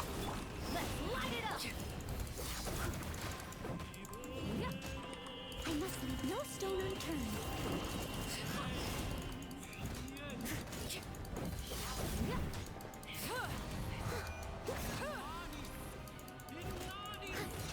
Having two sides is so cool. Someone needs. I'll Let's catch see up. how strong your resolve truly Steady as is. stone.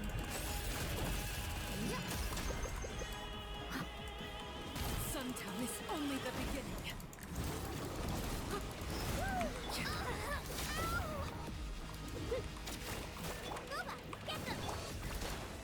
Adventure time. Leave it all to.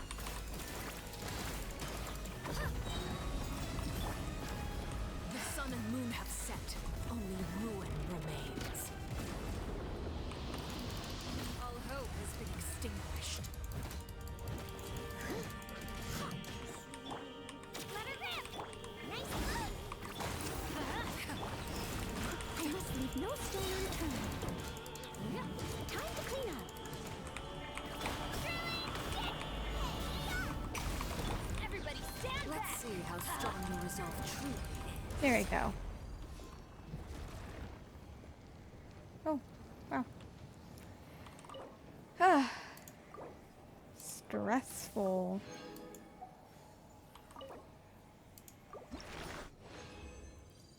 Nice.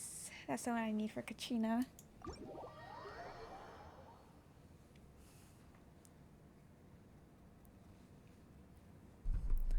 Alright then. Let's see what we got in achievements. Reach to the other side of the blood ribbon. Huh. Wow. Challenger series. Nice.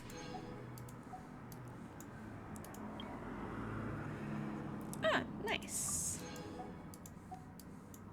Just a few achievements from today. How many wishes did we end up from doing everything?